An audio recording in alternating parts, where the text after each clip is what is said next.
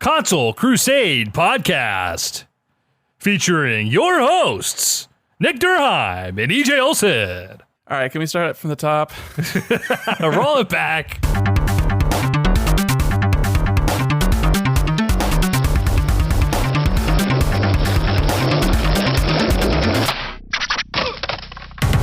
Okay, all right. This is the Console Crusade podcast. I am EJ. This is Nick. This is a little addendum we're adding to a podcast that we recorded about 5 days ago. Hey, you don't even need to intro us. We just recorded. No, that was like 3 days ago. It's like right before they announced the PlayStation thing, right? Or did we know about that? We probably knew about that. We knew about the PlayStation thing last week, but it was the Nintendo thing that they announced after we recorded, I believe.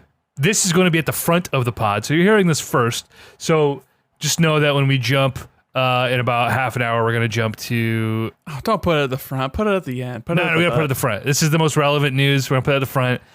And then, because, you know, this just happened, and then we're going to get into, like, old shit. Ghost of Tsushima. I'll talk to my editor about this. Yeah. Your people can call my people. We'll work it out.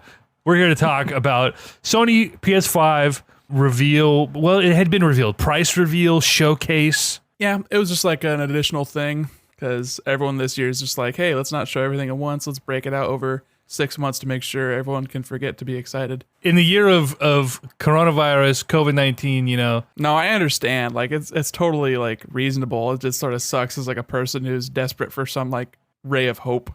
Something to be excited about. In a capitalist society, the only joys I can muster are the ones I can buy, okay? Right. Let's break this down first, and then, Nick, I'll let you take us through the Nindy showcase. I was excited for this. We jumped into the Discord. It was you, Brendan, and I, and we were watching this, and I was like, this is it.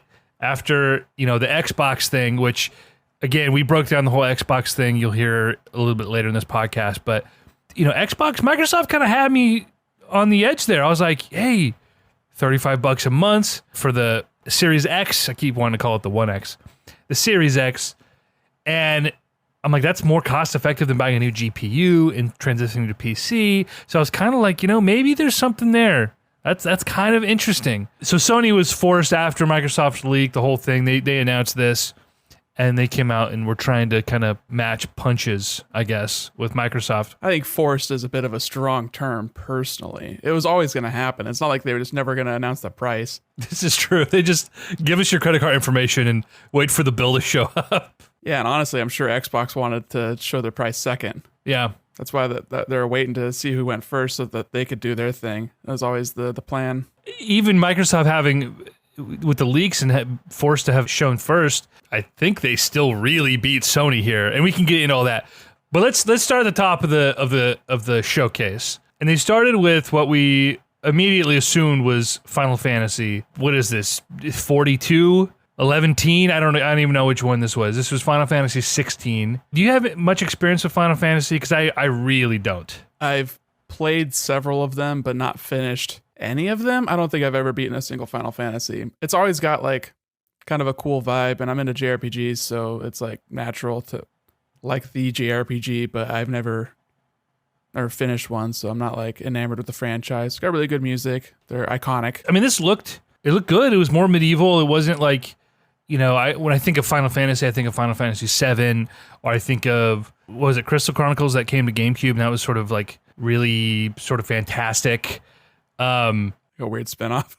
That's kind of what I think of. Final Fantasy, the dark, Final Fantasy 7, sort of the dark, futuristic. It's like broken up into like eras. You could really, really see like from the first Final Fantasy up until the sixth one, it was very much a high fantasy kind of vibe. 6 is when they started really leaning into the like mech stuff and having more of a cyberpunk kind of feel to it. And then I think 7 just firmly established that that's what Final Fantasy is, because that's the one that sold.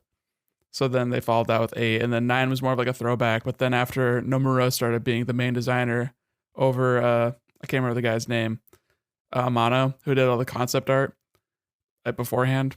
You know, he's got like very like the fashion design sort of art style. If you look at the character portraits and stuff from older Final Fantasy games, but they went to the new guy Nomura, and he's very much like a early 2000s Hot Topic kind of vibe. He's Kingdom Hearts is his like baby. That explains Final Fantasy X. That's for sure. Exactly. I mean, it's the big belts, it's the poofy pants, the giant shoes, it's the zippers everywhere. You know, And like that was cool for the time, but I think it kind of overstayed its welcome. And by the time 13 rolled around, and they're trying to get all these like, they're doing like product deals with like Chanel and like different like fashion brands and stuff, which is like a very Japanese thing to do. But I think it lost a lot of like the old school Final Fantasy fans, but who cares about them? They're not the ones that made the new game sell well. So they're trying to go for a more broad audience. But 16, they showed a bit of the gameplay. They showed some combat. It's more single character stuff. I mean, 15 was very much like you're controlling Noctis and your party is there helping you out. I don't know if you ever actually played as the other three guys in that game, but this game looks more like a Bayonetta sort of character action. You know, Devil May Cry doing air combos and stuff. Final Fantasy 15 was basically the boy band at the mall, and there was a car. It was like present day. It was very pedestrian. Is that the one that I'm thinking of? Sure, and it went more with like an open world kind of vibe, which I think they kind of played around with in parts of like 13, which was like the last like main RPG. The main problem I have with like the numbering with Final Fantasy is that they did like 2 MMORPG spin-offs that are part of the naming, like the numbered entries. Right. And then they made sequels to a couple of the Final Fantasies. So there's a 10-2, there's a 13-2, and then a 13-3 Lightning Returns. That's not confusing at all. It's really not that big of a deal. I mean, it's just once you get into the 16th numbered title in a franchise, it's going to be a little bit messy, right? I wonder if this, and again, I haven't played the Final Fantasy VII Remake, but based on the gameplay, it seemed like the combat was similar in 16 to the new 7 Remake. Am I totally off base there? I think you're totally off base on that. Final Fantasy VII Remake, you only have like one attack button, and you're just doing that to build meter to do your specials.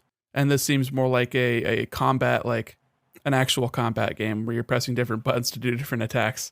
Gotcha. It gave me like very much Platinum vibes, like Nier Automata or Metal Gear Rising, maybe with like some summon stuff, because they did show some of the summons like Ifrit and Shiva, and I didn't recognize any of the other ones. But so they still have like the classic like Final Fantasy trappings and tropes, which is pretty much the only connective tissue between the titles. Like you saw Chocobos. Oh boy, there it is. Here to slow down epic remix of the theme song, you know? Yeah. But you could say the same thing about any title in a franchise they're not super invested in. Like, oh, it's that title again. But that's what people want, you know, sequels. You need to have something that people recognize. Otherwise, what's the point? So at the top of this trailer, something we should note is that the developers let us know that this was running on a PC, not on a PS5. It was, quote unquote, emulating the experience of the PS5. Meaning they spec'd it to the flops and the RAM specifications of the PS5.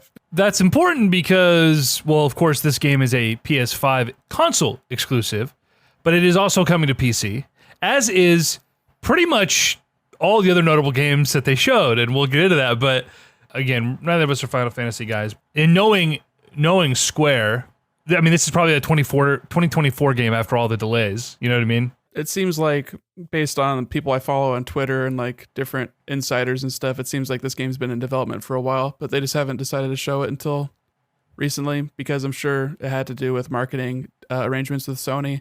If this is like a PS5 console exclusive and likely not coming to Xbox at all.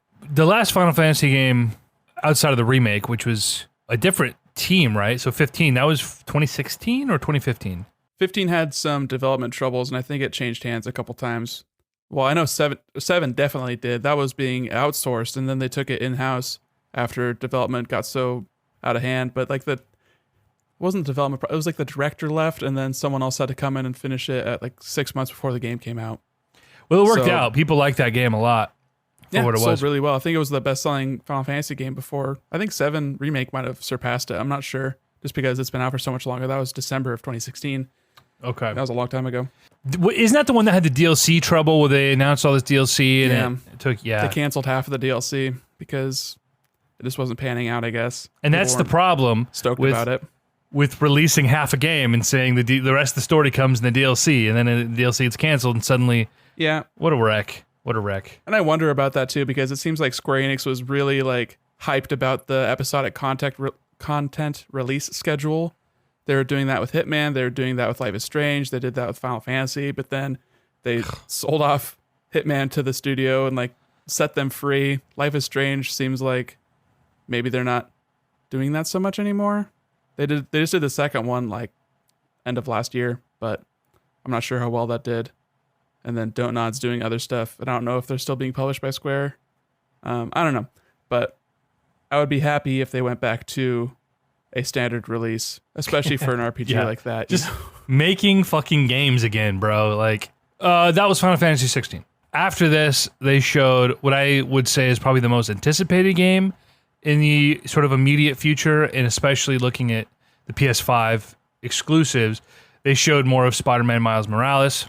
Exclusives, that's funny. Because Spider-Man Miles Morales is coming to PS4 as well. Which is not surprising at all. No, it makes sense. It has to. They waited till just now to say that, though. Right. Well, and this is after, of course, What's-His-Face comes out and says... Jim Ryan is like, we're not doing cross-gen games. Right. That would be ludicrous, right?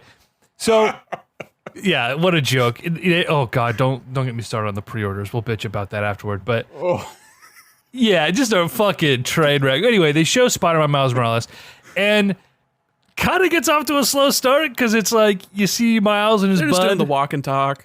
Right, they're going about through Spanish Harlem, and you know they're trying to show you, like, look at all the detail, look at the light and the snow particles, and you're like, all right, this is a really boring way to start this. Well, I mean, it doesn't help that they're streaming it, and snow is like notoriously awful to show over a compressed stream. Like, even if you're watching this at 1080p, you're not getting the desired effect. So I still haven't gone back and actually looked at the VOD.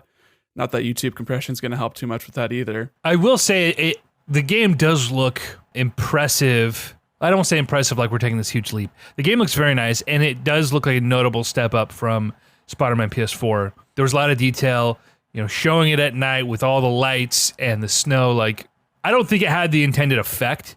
I was just kind of bored, like, let's get to the good stuff. And thankfully, they got to the good stuff. I thought everything after the attack starts was awesome. I was really excited about that. They showed a whole sequence where Miles is like, fighting these dudes, and they bust the bridge down, and he has to go, full Spider Christ, and Yeah, I gotta do the Jesus moment. right. He holds the bridge together, and he's getting everyone to the safe side of the bridge. The new enemies look awesome. They got this whole techie Destiny look to them, and they look very powerful. And I'm gonna be baseball bats. Right. I'm going to be excited to fight goons that don't just have guns or scarier guns. You don't want to fight the three enemy types, but this one's wearing a different color. This guy's got a hoodie, so I have to do my heavy attack. I have to dodge between his legs. We got a chonker over here. No, this looks interesting. I'm like, okay, we have some enemy variety. They have some different powers and some different weapon types. Hopefully that'll actually translate to, like... Because before we saw any of this, me and some buddies, we had talked, like, how are they going to implement Miles's powers and his sort of tech-centric vibe into doing something tangible that is different enough from Peter Parker? Because they're both, at the end of the day, they're both Spider-Men, right? They swing around, they're super strong, they got Spidey sense. Miles can go invisible sometimes. I think they did a good job of showing. They showed the stealth elements. He went invisible once. I don't know how that works with stealth. That was just sort of a combat trick. Fair enough. You could almost see it being a thing where they could either implement it in a really cheesy way, or they could have decided not to implement it. And that kind of how they did in Spider-Verse, where it was like you couldn't really do it, and it was more of a punchline than it was crucial to the story. And I'm like, oh, they could have done something like that, and Peter's trying to teach him, whatever. But it's like, oh no, there it is, right in your face. A year after the first game. So I didn't realize it was a year after. That's important to note. Where's Peter Parker? It's a year later. He went to go get cigarettes. Oh my God. That's horrible. Honestly though, I always hate this with superhero movies.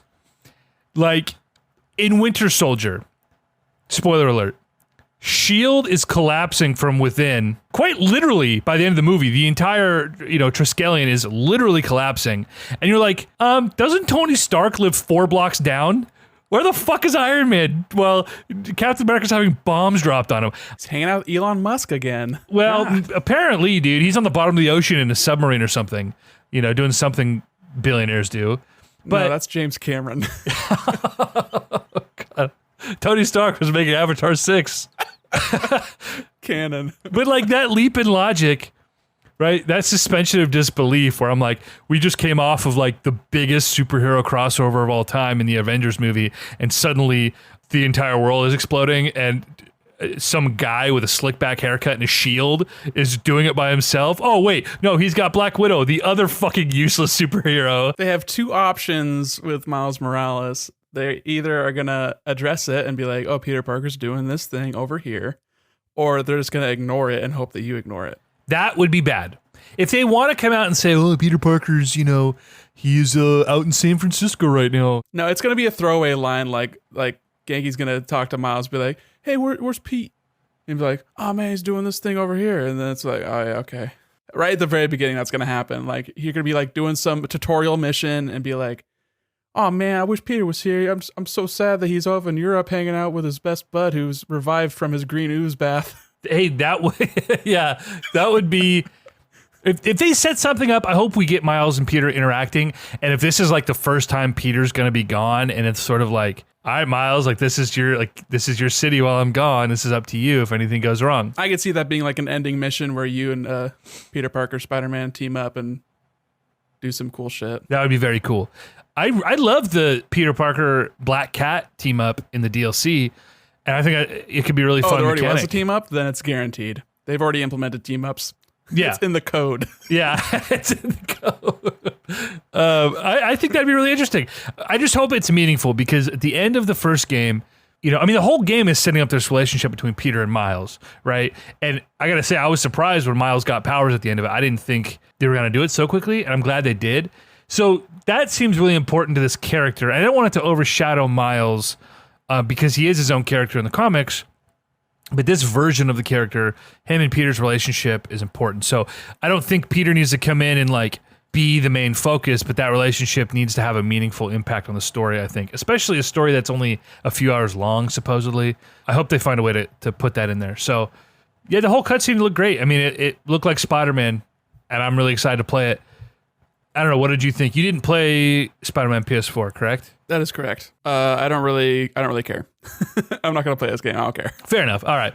The fact that it's coming to PS4 makes total sense from a fiscal perspective. Like they want to sell copies of this, but sure, I'm sure this was DLC that got expanded out and decided to be sold for $50. I mean, we should talk about like the value proposition of this game, because it's kind of.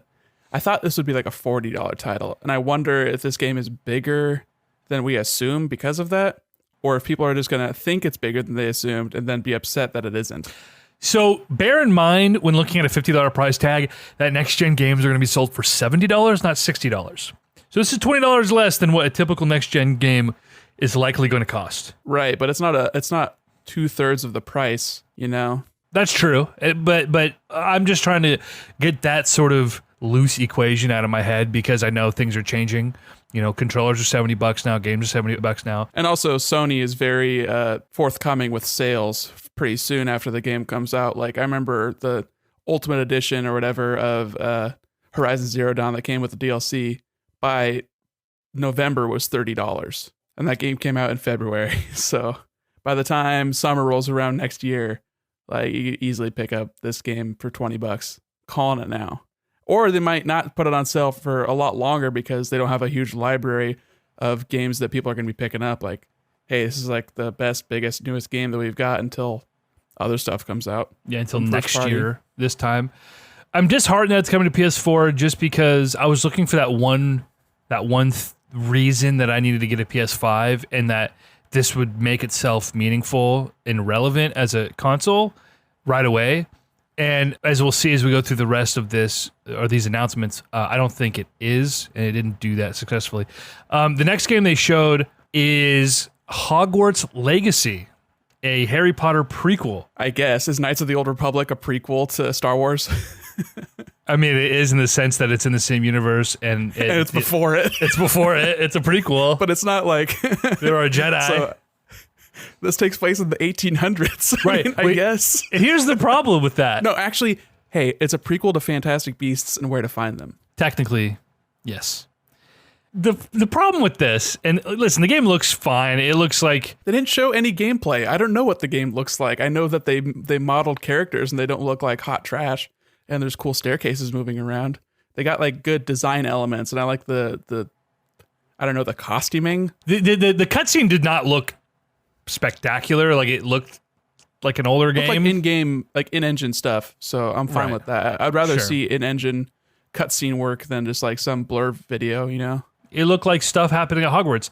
I have a lot of questions. I'm like, I want to see more. I want to know what the gameplay is, what the layout of I don't really care. What's the story? Who am I? What am I doing? I want to know what I'm doing. Right. Because it looked like you're fighting some things. Really fighting people? I don't remember if you're fighting a person. I just remember there's some skeleton boys and a dragon and a skeletons. troll. There's the Dementors. There's a dragon. There's a big troll. I don't know what the fuck's boy. happening here. There's a troll. Yeah. Trolls in, I think there's trolls a in the spider. dungeons. Thought you should know.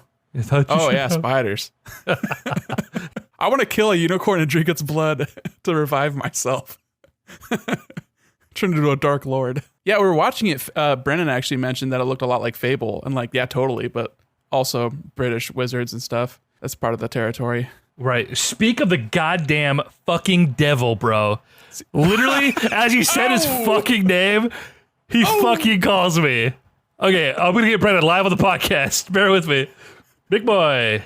What's up, dude? I swear to God, not half a second after Nick mentioned you live on the podcast right now, you called me. I mean, literally, as he says your name, it popped up in my peripheral. And you answered in the middle of the podcast. Hell yeah, you're live on the podcast. Welcome to the Console Crusade. Anyway. I was just going to see if you managed to cop a pre-order if I'm going to do it tomorrow morning. I did cop a PS5 pre-order from Target this morning. Word, dude. All right. Cool, man. I'm on the podcast. Yeah, buddy. For the internet. All right, bud. I'll talk to you soon. All right. Sorry for the interruption. So Brennan was calling me because yesterday he and I were both trying to get PS5 pre-orders, and I couldn't get one anywhere. I kept missing it by just a few minutes by the time I saw the announcement. He ended up getting one, but then he got selected to order one from Sony. So he was going to get me one, but then I got one. Fucking Sony with their artificial scarcity bullshit. Who do they think they are, Nintendo? Right, God. right. They do this where they trickle out. They tell stores, hey, you're going to have 5,000 units to sell. I want that FOMO. Well, I mean, the GameStops are like, people are saying, oh yeah, our GameStop's only getting 12 physical and 4 digital. And they're only selling them as like, you know, their ridiculous bundles. Right. Quote unquote bundles where it's like, oh, this, you can buy this, but it comes with 6 games and 2 controllers and a fucking iPad. Right. It comes 17 with Funkos. a fucking Boost mobile subscription. Boost. Yeah. So anyway, You're the blue dot. I'm the red dot. Boost. Back to Harry Potter. They don't have cell phones in Harry Potter. Here's my thing with it. If they're going to do a prequel or set this in the same universe in a same timeline, I'm curious as to how are they going to make something meaningful without impacting canon. I know that's a dumb thing to maybe think about, but like you're only a couple of decades removed from 2 of the worst evil wizards of all time in Grindelwald and Voldemort. So if they had gone back 1,000 years, not much at Hogwarts would have changed in 1,000 years or whatever, but you could have done something way more meaningful with a more overarching sort of baddie that could have spun off for sequels, whatever. But now you're like, isn't Dumbledore like probably 12 years old in this game somewhere? Like, you know what I mean? It's not that far back. Well, I mean, bad things happen all the time. You know, like the Civil War was what, the 1860s? I'm going to show my lack of knowledge of history, but then like World War II, like the 40s, World War I was the 19 teens, like every 50 years. Sure. Every 30, 50 years. But my bad point things is, happen. those things are massive, monumental, like world shaping events. Yeah, but then there's also stuff that like we're not super aware of, like the troubles with Ireland and stuff. Like how much did you learn about that in your history class? My man, if anything meaningful happens at Hogwarts School of Witchcraft and Wizardry in this game, and we didn't hear about it through fucking 7 books and 5 spin-offs and God knows what, where are the stakes? I'm gonna be very curious to see how they make anything feel other than, you know, just something menial and like, all right, I'm gonna go kill skeleton boys in the forest. Like, I don't care about that. I want something meaningful. I don't really hold prequels to that kind of scrupulation. as I know words. I don't know. Why did they mention midichlorians in the original trilogy if they're going to bring that up in the prequels? That's bullshit. Where was the Jedi Council? How come they didn't talk about there being a Jedi Council? How come, Yoda didn't tell Luke about that? Or Obi-Wan, old Ben Kenobi? How come he didn't recognize C-3PO? The difference in that is that George Lucas is a schmuck, and he went back and was an idiot when he wrote the prequels. But that's why you look at someone like Dave Filoni, who takes the prequels and the original trilogy and he bridges that together and he answers those questions when he's writing his own canon. He fills that in. He says, why wasn't this mentioned? Why haven't we heard of this person? Why haven't we explored this arc?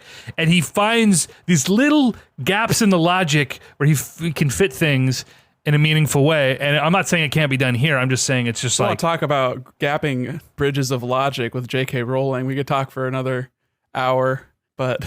Well, that's the thing is J.K. Rowling's a real hot topic right now.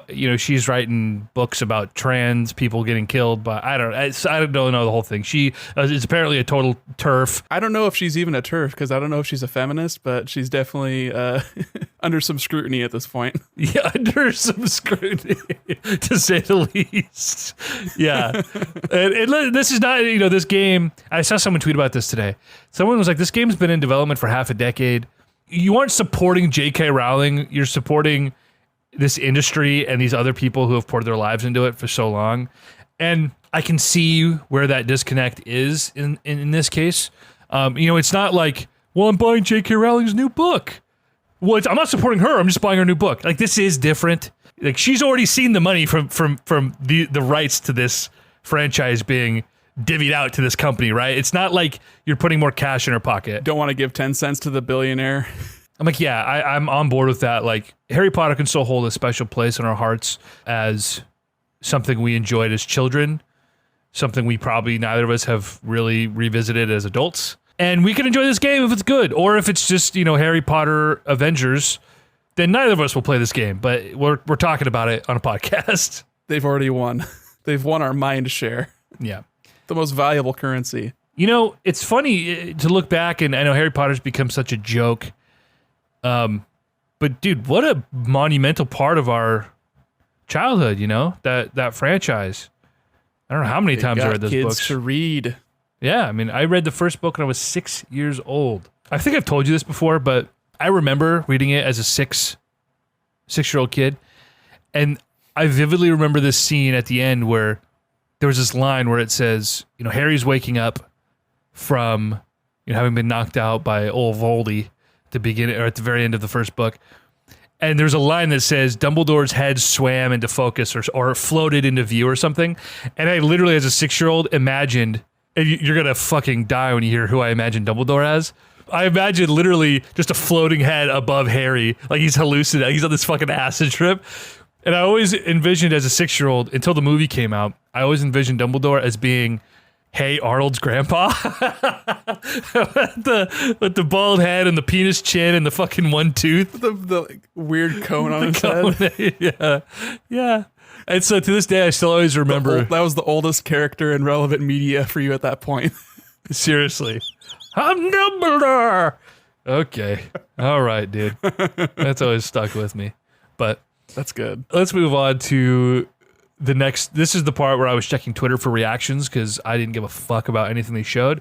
And they started off this whole section with Call of Duty. Black Ops Cold War.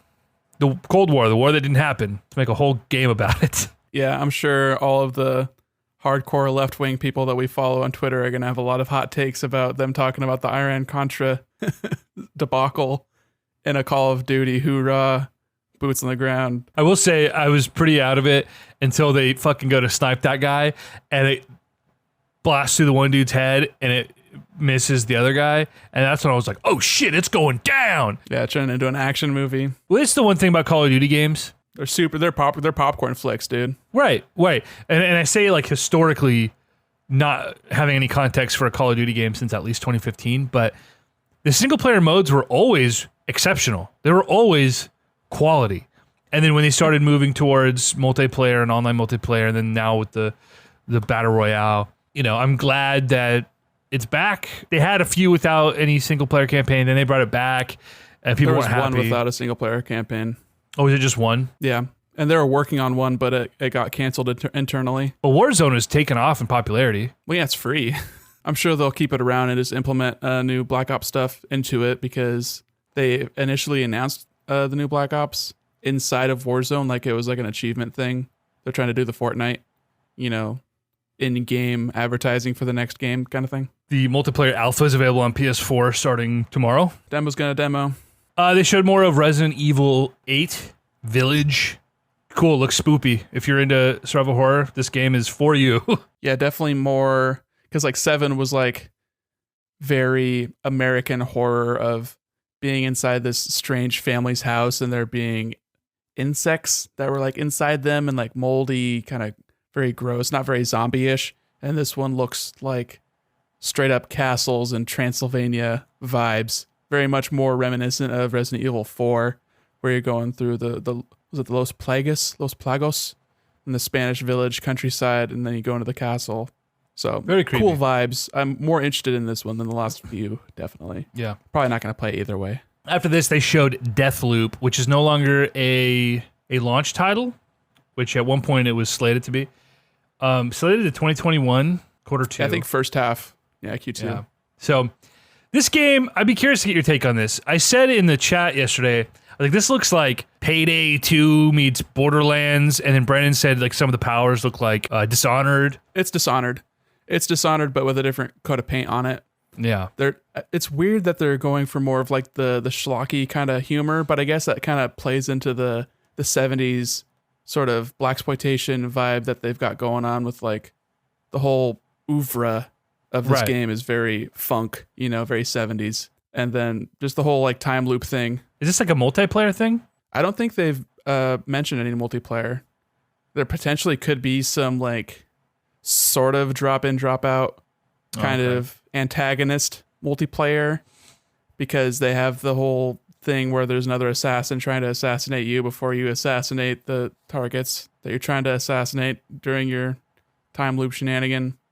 But it definitely seems more like a Hitman puzzle box kind of thing than a Dishonored would be, which was more of a here's your mission, go do the level kind of thing, where each individual level is its own sort of puzzle. But I know people really love those games and love that studio, so I'm sure this will be exciting for those people. But from my perspective, yeah, I kind of got that Borderlands. The Payday sort of thing was more of like had kind of a low quality kind of vibe to it. Like the character models and like the animations were very like stilted and like juddery. And I don't know if that's intentional or if it was just like early like gameplay kind of footage, but it didn't really didn't sing for me. Yeah, I feel like this is a game that's going to be really hurt by not being a launch title and not being one of the first few games that people are going to feel compelled to buy. Oh, sure. This could have been like a Rise Son of Rome, which probably sold way more copies just because it was the first game that came out. Right. After that, they showed Demon Souls, which I'll let you kind of speak on this because I don't really, I'm not a Souls guy, but it looked good. It's hard to really gauge based on video. Like, it's much of a feel thing with these games. And I've never played Demon Souls, so I can't really gauge how it feels or looks compared to the original, because I don't know. I couldn't A/B it unless I watched like a YouTube video of someone doing a side-by-side comparison. But it looks really nice. Yeah, the trailer was kind of funny, it wasn't a trailer, as you pointed out the other day. It was gameplay Demo. but it was just, there was like no music, there was nothing happening. You're just kind of following this guy That's the for game. a long while. It was weird though, because clearly the guy was over leveled because he was one-shotting dudes while they were blocking, and like that does not happen in a Souls game. What's going on here? And they had the UI turned off so you can't even see his health, and then he like died to the boss on purpose, and then the "you died" text popped up, and the text was really gross. It was really bad text. And that's like the only thing that like I saw, and I was like, what the fuck were you doing here? That's important. You need that vibe of it just chunking down. You died. It was kind of You cartoony, bitch. It was kind of goofy. Yeah, like the "you" had a tail on it. You It was like, what the hell is died. this like Hey. weird fake Celtic font going on here? Right. Ugh. It looked like a Souls game to me. It was silky smooth. If it runs, I mean, there's never been a Souls game that ran well on console. Not on console. Yeah, it's always like struggling to hit 30 on console. So if this hits 60, that'd be super nice. Bloodborne was a goddamn abortion on PS4. It was a mess. It was a bit of a mess. I wish I could play that game on PC. Oh my god. Yeah, bud. What did the combat? Did anything stick out to you as being? I mean, I know there's not a lot to go on, but did it look different than the Souls games? Did it look closer to Bloodborne, or was there anything you could glean from that? Not a single thing. I think the guy did a couple dodges in the boss fight. I didn't see a single parry. I saw some shielding. I saw some dudes with faces that they be glowing. But I'm not familiar enough with Demon's Souls to know like what the discrepancies are between that and Dark Souls 1. I'm assuming it's similar. I mean, it's got the souls in the name. Right. I imagine Demon's Souls is just Dark Souls like 1.5 or 0.5 or whatever. This is a direct predecessor to the Souls, the Dark Souls franchise. So I imagine it's going to be closer to that unless they like totally revamp it, but I imagine they're trying to be faithful to the original game. I imagine it'll feel familiar to you. I've always felt like the Demon's Souls is the eco to Dark Souls is Shadow of the Colossus. Okay. Where one of them gets all the talk and all the shine, and maybe Demon's Souls just isn't as good of a game. So it like, I guess that makes it an even better candidate for being remade, because you can do more with it, but will the people want more to be done with it? Because I feel like FromSoft fans in general are very particular and do not want things changed. So are they trying to go for a wider audience, or are they trying to be as faithful to the original as possible? I feel like Blue Point has a track record of being very faithful to the original. So if that's the case, then I could see this game selling pretty well, and then people not liking it that much because they didn't do enough to make the quality of life improvements that they would expect from a remake of this visual improvement. Like if it looks this much better, then people sort of get their expectations up that it should play differently too. Right. And something that we should note, and I think this will sort of play into what we can expect from this new game, is Demon's Souls was released in 2009. Yeah. Dark Souls was barely 2 years later in 2011. So I can't imagine that between Demon's Souls and Dark Souls much changed. I think if anything, the combat is going to be very, very familiar, and they'll probably do what a lot of games do with the remasters, whether you're looking at Tony Hawk or freaking Spyro or any remaster, is they have really minor quality of life improvements in things like UI and movesets. Like, it's going to probably feel closer to the last Dark Souls game.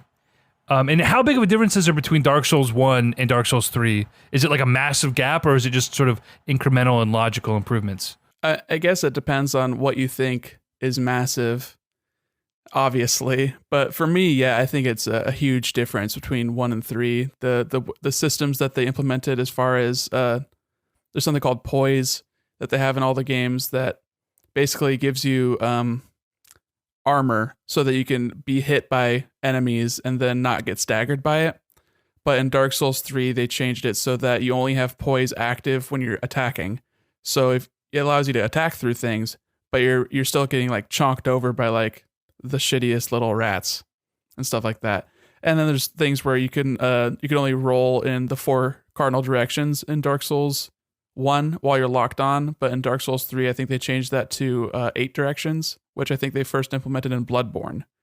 So they took a lot from what they did in Bloodborne and sort of retrofit that into the Dark Souls formula and made it a little bit more swingy and less plotting and reliant on parries. I think they wanted Bloodborne to be the parry system because you don't really have any shields in that game, and you're very much rewarded for being aggressive and like getting your health back. But with Dark Souls, that's never really been the focus. It's always been more finding your opportunity to attack and taking your opportunity to attack and hoping that your attack frames don't slow you down too much. And it's very much you have to commit to everything you're doing. Sure. So I'm assuming that since this is the first of those games and that it's only gotten more forgiving with that sort of thing, that this is going to be even less forgiving than even Dark Souls 1 was. And there's a lot of like strange bullshit in Dark Souls 1. Yeah, I imagine the biggest change for people going back to play this game who never played it, and I'm imagining most people who are going to be buying this have never played Demon's Souls. The biggest thing is going to probably be enemy variation in design and level world design. I think that's going to be the biggest hurdle for people. I think those are the things they could change the least. Though, yeah, they're not going to change. Like, yeah, the level design is going to be exactly what we remember, and that's going to be a hurdle for people because they're like, oh, this is 10-year-old, 12-year-old game design. I hope they are smart about what they choose to implement from newer games, because I'm sure they will. I'm sure they will probably have a more free range of dodging, and like the iframes are a lot more forgiving in newer games, and there's better systems with like rings, which are, equipments that give you buffs to certain things. Like there's rings that give you more invincibility during rolls or make you roll further or, give your attacks more poise or give you higher defense, all that kind of stuff. But like the newer games, you could equip like 4, and the in Dark Souls 1, you could only equip 2. And there was a ring that if you equipped it, once you unequipped it, it broke and you couldn't use it anymore. Oh. So there's cool stuff like that where it really makes you like think about what you're doing, and like you can't just be like mashing buttons through it or else you're going to get punished. And that is, a tenet of a Souls game. It's tough to try and predict because I'm sure being a launch game, this is confirmed as a launch game, which they did not confirm in the stream, which was weird. But as of right now, it is a launch title. Yeah, it would have been nice if they said at the beginning what the launch date and price was, and then from there on show games and then give like at launch, or even just say at launch. Just say at launch. Don't say holiday. Just say at launch. Right. What the hell? Well, they got to put it in the fine print afterward or in the press releases afterward because so much of this is subject to change based on the economy, based on COVID restrictions and yada yada yada, whatever. Well, I mean, the trailer they even uploaded, they fucked up and said that it was coming to PC too. So it's like they really were like, a lot of people were dropping a lot of balls. Is this not coming to PC too? Or do they? It's not coming to PC. They confirmed it is not. Some shitty editor was like tasked with making all these trailers and like cutting together the little pre-roll and post-roll stuff, and they just copy and pasted the wrong post-roll. I also wonder if it is confirmed for PC, but they want it to seem like an exclusive for the first year. The next year it'll drop on PC. Like, you never know. Well, I mean, that's possible. I mean, everything's exclusive until it isn't. Sure. The thing that got me the most excited about this showcase is PlayStation's answer to Xbox Game Pass. And I think there's a lot of potential here. They showed something called the PlayStation Plus Collection, $60 a month, usually on sale for less than that. And it gives you online, it gives you access to the PS Plus, free games. $60 a year. You said $60 a month. Sorry, $60 a year, yeah. Not a lot of value there at $60 a month, let me tell you. I don't know why I'm still paying it. So the PlayStation Plus Collection, it was described as a PlayStation Plus benefit for PS5. Okay. Right. So it's not for every PS Plus subscriber. It's only for PS5 owners with PS Plus. Correct. Which I think is a important distinction. Right. It's not a streaming service. It is just like Games Pass where you download from this collection of games. So confirmed exclusive games for this collection so far. The new God of War, Last of Us Remastered, Uncharted 4, Battlefield 1, which was not an exclusive, obviously, but Monster Hunter World, Fallout 4, Final Fantasy 15, Last Guardian, Ratchet & Clank, Infamous Second Son, Days Gone, Bloodborne, Detroit, Batman Arkham Knight, Mortal Kombat X, Persona 5, Until Dawn, and Resident Evil Biohazard. That is a very strong start to an answer to Microsoft.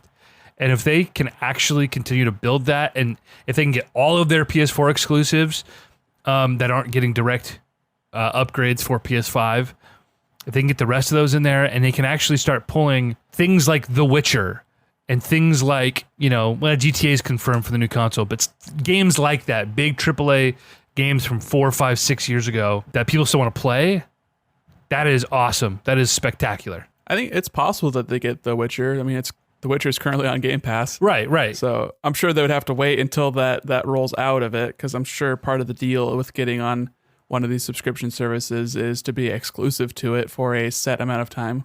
Otherwise, defeats the purpose of having a service, right?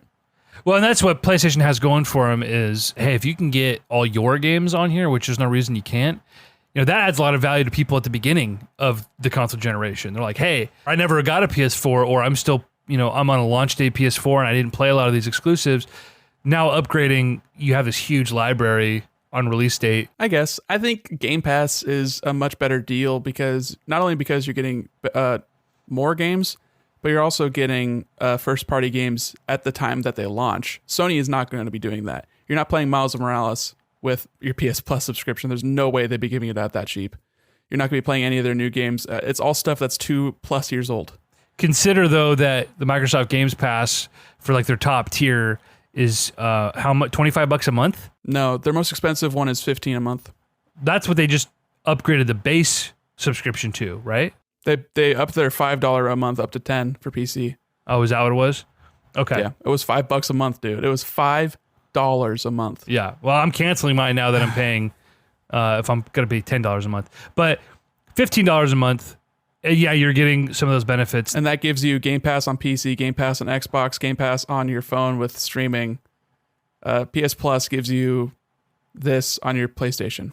That's it. It's also a part of that $50 or $60 a year. So it's a lot cheaper, and they have more PS Plus subscribers. There's a reason why this isn't part of PS Now, and I'm assuming they're going to be killing PS Now eventually. Hopefully, yeah. Streaming, I don't think streaming is the future, not the immediate future of games. PS Now is not even all streaming. Like, you can download games that run natively on the console.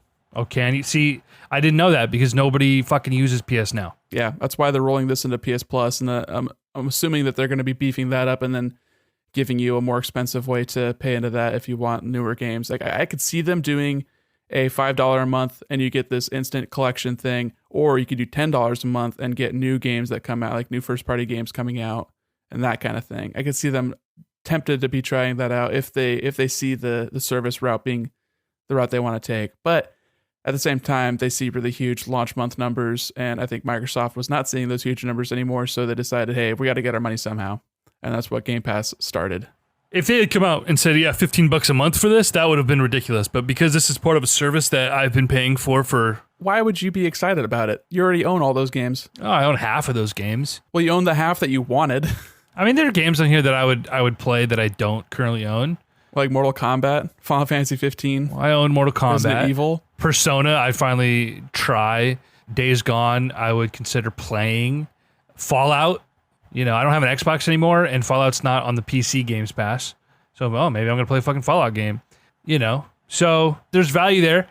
I was postulating, I was like, are these going to have unlocked frame rates, or are they just going to be basically PS4 ports? Well, when they showed it, they said the little small text at the bottom was showing in PS4 Pro performance mode or whatever. So anything that got a better, because it's all PS4 games, right? Yeah. So it's anything that got a patch to let it do better with PS4 Pro. I'm assuming that not a lot of these devs are going to be doing much to make these games better on PS5. Bethesda would rather sell you Skyrim again than work on, what was it, Fallout 4, I'm guessing? Fallout 4, yeah. Yeah. So then, after the PlayStation Collection thing, they revealed prices, which is, as we speculated for quite a while, $4.99 for the disc version and $3.99 for the discless version. And of course, this comes on the heels of Xbox announcing that the Series X is $4.99, same price for more performance out of the Xbox Series X, or $2.99, $100 less than the discless version for a discless Xbox, less powerful, but something that we should know when we talk about this is that it is not the difference between the Series X and the One S, or sorry, the Xbox One X or the One S. It's not that kind of disparity. If what they're saying is actually true, nobody needs an Xbox Series X. If you're getting the same performance, right, same graphical fidelity and the same frame rate, and the only difference is what your output resolution is. Well, you could argue that that's part of graphical fidelity, right? I mean, you're not getting less polygons, but you're getting lower texture quality. I'm not sure I don't know if these games are going to be running the same on the Series S as they are on the Series X. I am skeptical. Yeah, because just the raw power difference between the two from a GPU perspective is a huge leap. I mean, this thing is less powerful than the One X is. So I'm wondering how they're gonna manage that. Like, clearly they have a better CPU than the base series or the Xbox One, and a better CPU even than the One X, I would imagine. And like the RAM capabilities are different from the two. Also, they're still doing this weird staggered RAM, so it kind of makes it hard to see like how that would actually work. Like, there's different speeds of RAM for different processes and stuff, and I'm sure some of it's dedicated to the OS and stuff like that. But it's a very strange system, and I don't really have a good way to look at the spread of like what's in these things and say, oh yeah, this is definitely a stronger system. oh yeah, this can definitely run the same games, but just at a lower resolution. Or If you look at actual PCs, and I look at something like playing The Witcher on my GTX 1080 graphics card with a really nice CPU, playing it at 1080p, I can max it out with all the bells and whistles, and I can play at a locked 60 frames per second. But if I were to play, and that's on my 1080p TV, if I were to play that at 4K, I'd have to drop it all to medium. Displaying 4 times the pixels is it's a monumental task. Based on the technical specs and based on what Xbox is saying, it's perfectly reasonable to assume that all the games will run identically, and the only difference will be is you're outputting either at true 4K or true 1080 or 1440. And that's, again, perfectly fine. Nobody needs to put out a 4K television. No one's playing this on a high-end monitor. They're playing either on a cheap 4K 60 hertz TV, or they're playing on an old 1080p TV or a smaller monitor. The difference between 1080p and 4K television at 10 feet away, 8 or 10 feet away in your living room, it's like imperceptible. Unless you have a really high-end TV that has all the other bells and whistles that most people don't have. But if you have I have a TCL 4K TV, like a series 6 series or something, and I have this behind me as a Vizio. It was a higher-end 1080p TV back in 2015, but this almost looks better. It doesn't have HDR. It's a 5-year-old 1080p TV. So for me, if you're looking at the two, and again, this totally hinges on what Xbox is saying, if all of the games actually give you the same frame rate and same performance without, the difference between a PS4 game and a PS4 Pro game, there's a big leap there in both performance and fidelity, or you turn the shaders up and you turn your anti-aliasing up and you have more vegetation, yada, yada, yada. But if the difference between the Series S and the Series X is only the resolution, the Series S is a outlandishly desirable piece of tech in my eyes. That is a very strong value proposition. And I think Sony, they had an opportunity where they could have really just said, all right, let's take a big loss, but let's fuck Microsoft. If they would have made a discless version of the PS5 $299, you just completely pulled the rug out from underneath the Xbox Series S. Because the Xbox Series X is more expensive, and that's fine. But if they had come out and said $299 and even $449, like even if they did a $150 difference on that disc version, that would have been huge. I think they're already operating at a loss with this discless version, though. I'm sure they are. They'll recoup they're just that. hoping that people are, going to be dedicated to a digital library so they can recoup their losses. They're going to have to be. I think Xbox and Microsoft missed an opportunity to sell the Series S with a disk drive. Because I think the kind of person who buys a cheaper console is also the kind of person who's going to be more dedicated to physical media for longer also. I think that could have been a smart play, but I don't know. I'm not an analyst. These disk drives don't cost that much, they're like $30 at cost, so they wouldn't be losing money if they put a disk drive not in there. even. I don't know how crammed it is in there either, but I got a freaking Blu-ray drive for my PC 5 years ago for $19. My power is flickering here because we have a lightning thunderstorm going on outside, so I'm trying to tell if I lost power and all my lights and computer are currently running on my battery backup, or if it just flickered. Everything's still running off of my battery backup, so I think we're good right now. How long does your battery backup last? Half an hour. At an hour. Yeah, okay. Half an hour on my... Let's make it quick. Yeah, we'll be quick here. Because last thing Sony did was they announced a new God of War sequel. That's apparently supposed to come out next year. Whether or not that happens is very much up in the air. Oh, that's rich. That's rich. It's funny. We'll check this game out in 2024, maybe. Keep in mind, the last God of War was also, was that delayed? I feel like it was. I don't think it was. I think they just put off announcing the date for God of War up until like 2 months before it came out. I think they announced the date in like February and then it came out in April. There also wasn't any level of hype like this because this was like the 19th God of War game and no one knew it was going to be such a monumental like video games achievement, so it wasn't like... Sure. I always thought it looked really cool from the get-go. I don't know. I think the last couple God of Wars were very milquetoast. Yeah, oh yeah. I mean, God of War, the whole formula is very PS2 era. Yeah, it's a bloodier Zelda, but with the camera pulled out further. Yeah, just showing off the power of the PS2. That was a really cool tech showcase for that console. As a franchise, it was not like the top echelon of like, this is what Sony PlayStation is all about, and they just with one title cemented themselves in there, which I think is a huge achievement. And I thought that game was really good. That was a really good ass game. Yeah, people love that game, and this of course won't come out in 2021. Not if it's a full-fledged sequel, but I mean, if you think about it, if it does, like 2021 is going to be a big year for Sony. If that and Horizon come out same year. Well, Horizon's coming to PS4, which is another ridiculous thing. Yeah, that's funny. The press release after this, after the conference or the showcase or whatever, it's like, oh yeah, all those PS5 games you're stoked about? Psych. And the same people that were like giving shit to Microsoft being like, why would I get an Xbox Series X if all these games can play on my Xbox One? It's like, well, the same reason you're getting a PS5, you stupid bitch. Well, okay. Got him. And listen, I'm guilty of this. Because you want to play it on your 4K TV because we're games enthusiasts. Right. Well, here's where I'm at with looking at the next gen. I have a capable PC, but an outdated GPU at this point. Perfectly serviceable for 1080p gaming. I don't know how it'll handle something like Cyberpunk, which I think I want to play on console anyway. But, I'm not ready to let go of the console life. If PlayStation exclusives are going to come to PC as well, I just want that PlayStation experience, I think. And there's really no viable reason for that. I could just go spend $500-700 on a new GPU and just be a full-time PC gamer. But I'm like, I want to unwrap that console and I want to hook it up in my front room and I want to play the PlayStation games as a PlayStation game. Yeah, I could break it down as logically as possible and there's really, no reason other than I want the new shiny thing. I think it's totally fair, especially since your work is primarily done on computer anyway. For you, it'd be more like upgrading. It's like getting a new car if you drive to work. And it's like, that's all you use your car for. Right. Like, what's the fun? It's a functional purchase as opposed to a pure entertainment purchase. Right. Buying a new TV, that feels good. Buying a new console, that feels good. Yeah. Buying a graphics card, that feels okay. So yeah.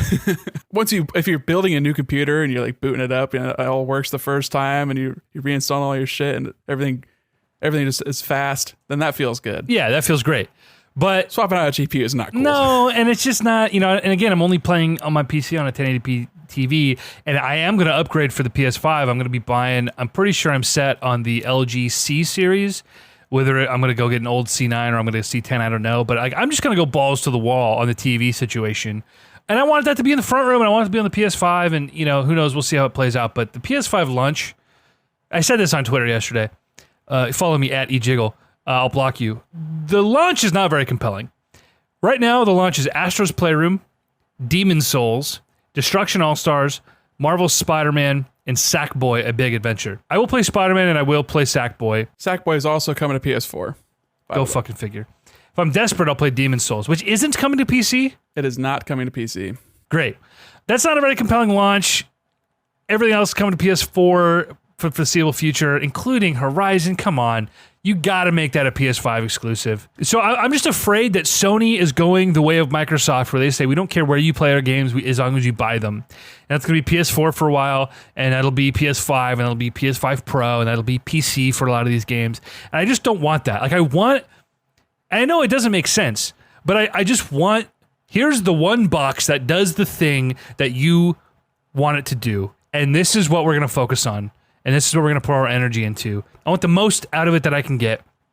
When you start giving me options, it's better for consumers and it's better for games, but it's not what I want, damn it. You know what I mean? Like, there's no logic there for me, but that's how I feel. No, it's strange. Like, once you're given options, it kind of makes your choices less interesting sometimes. Like, it's very dependent. It's all about the illusion of choice, It's like you can go out to eat anywhere, but if someone's like, yo, we're going to this place, I'm taking you.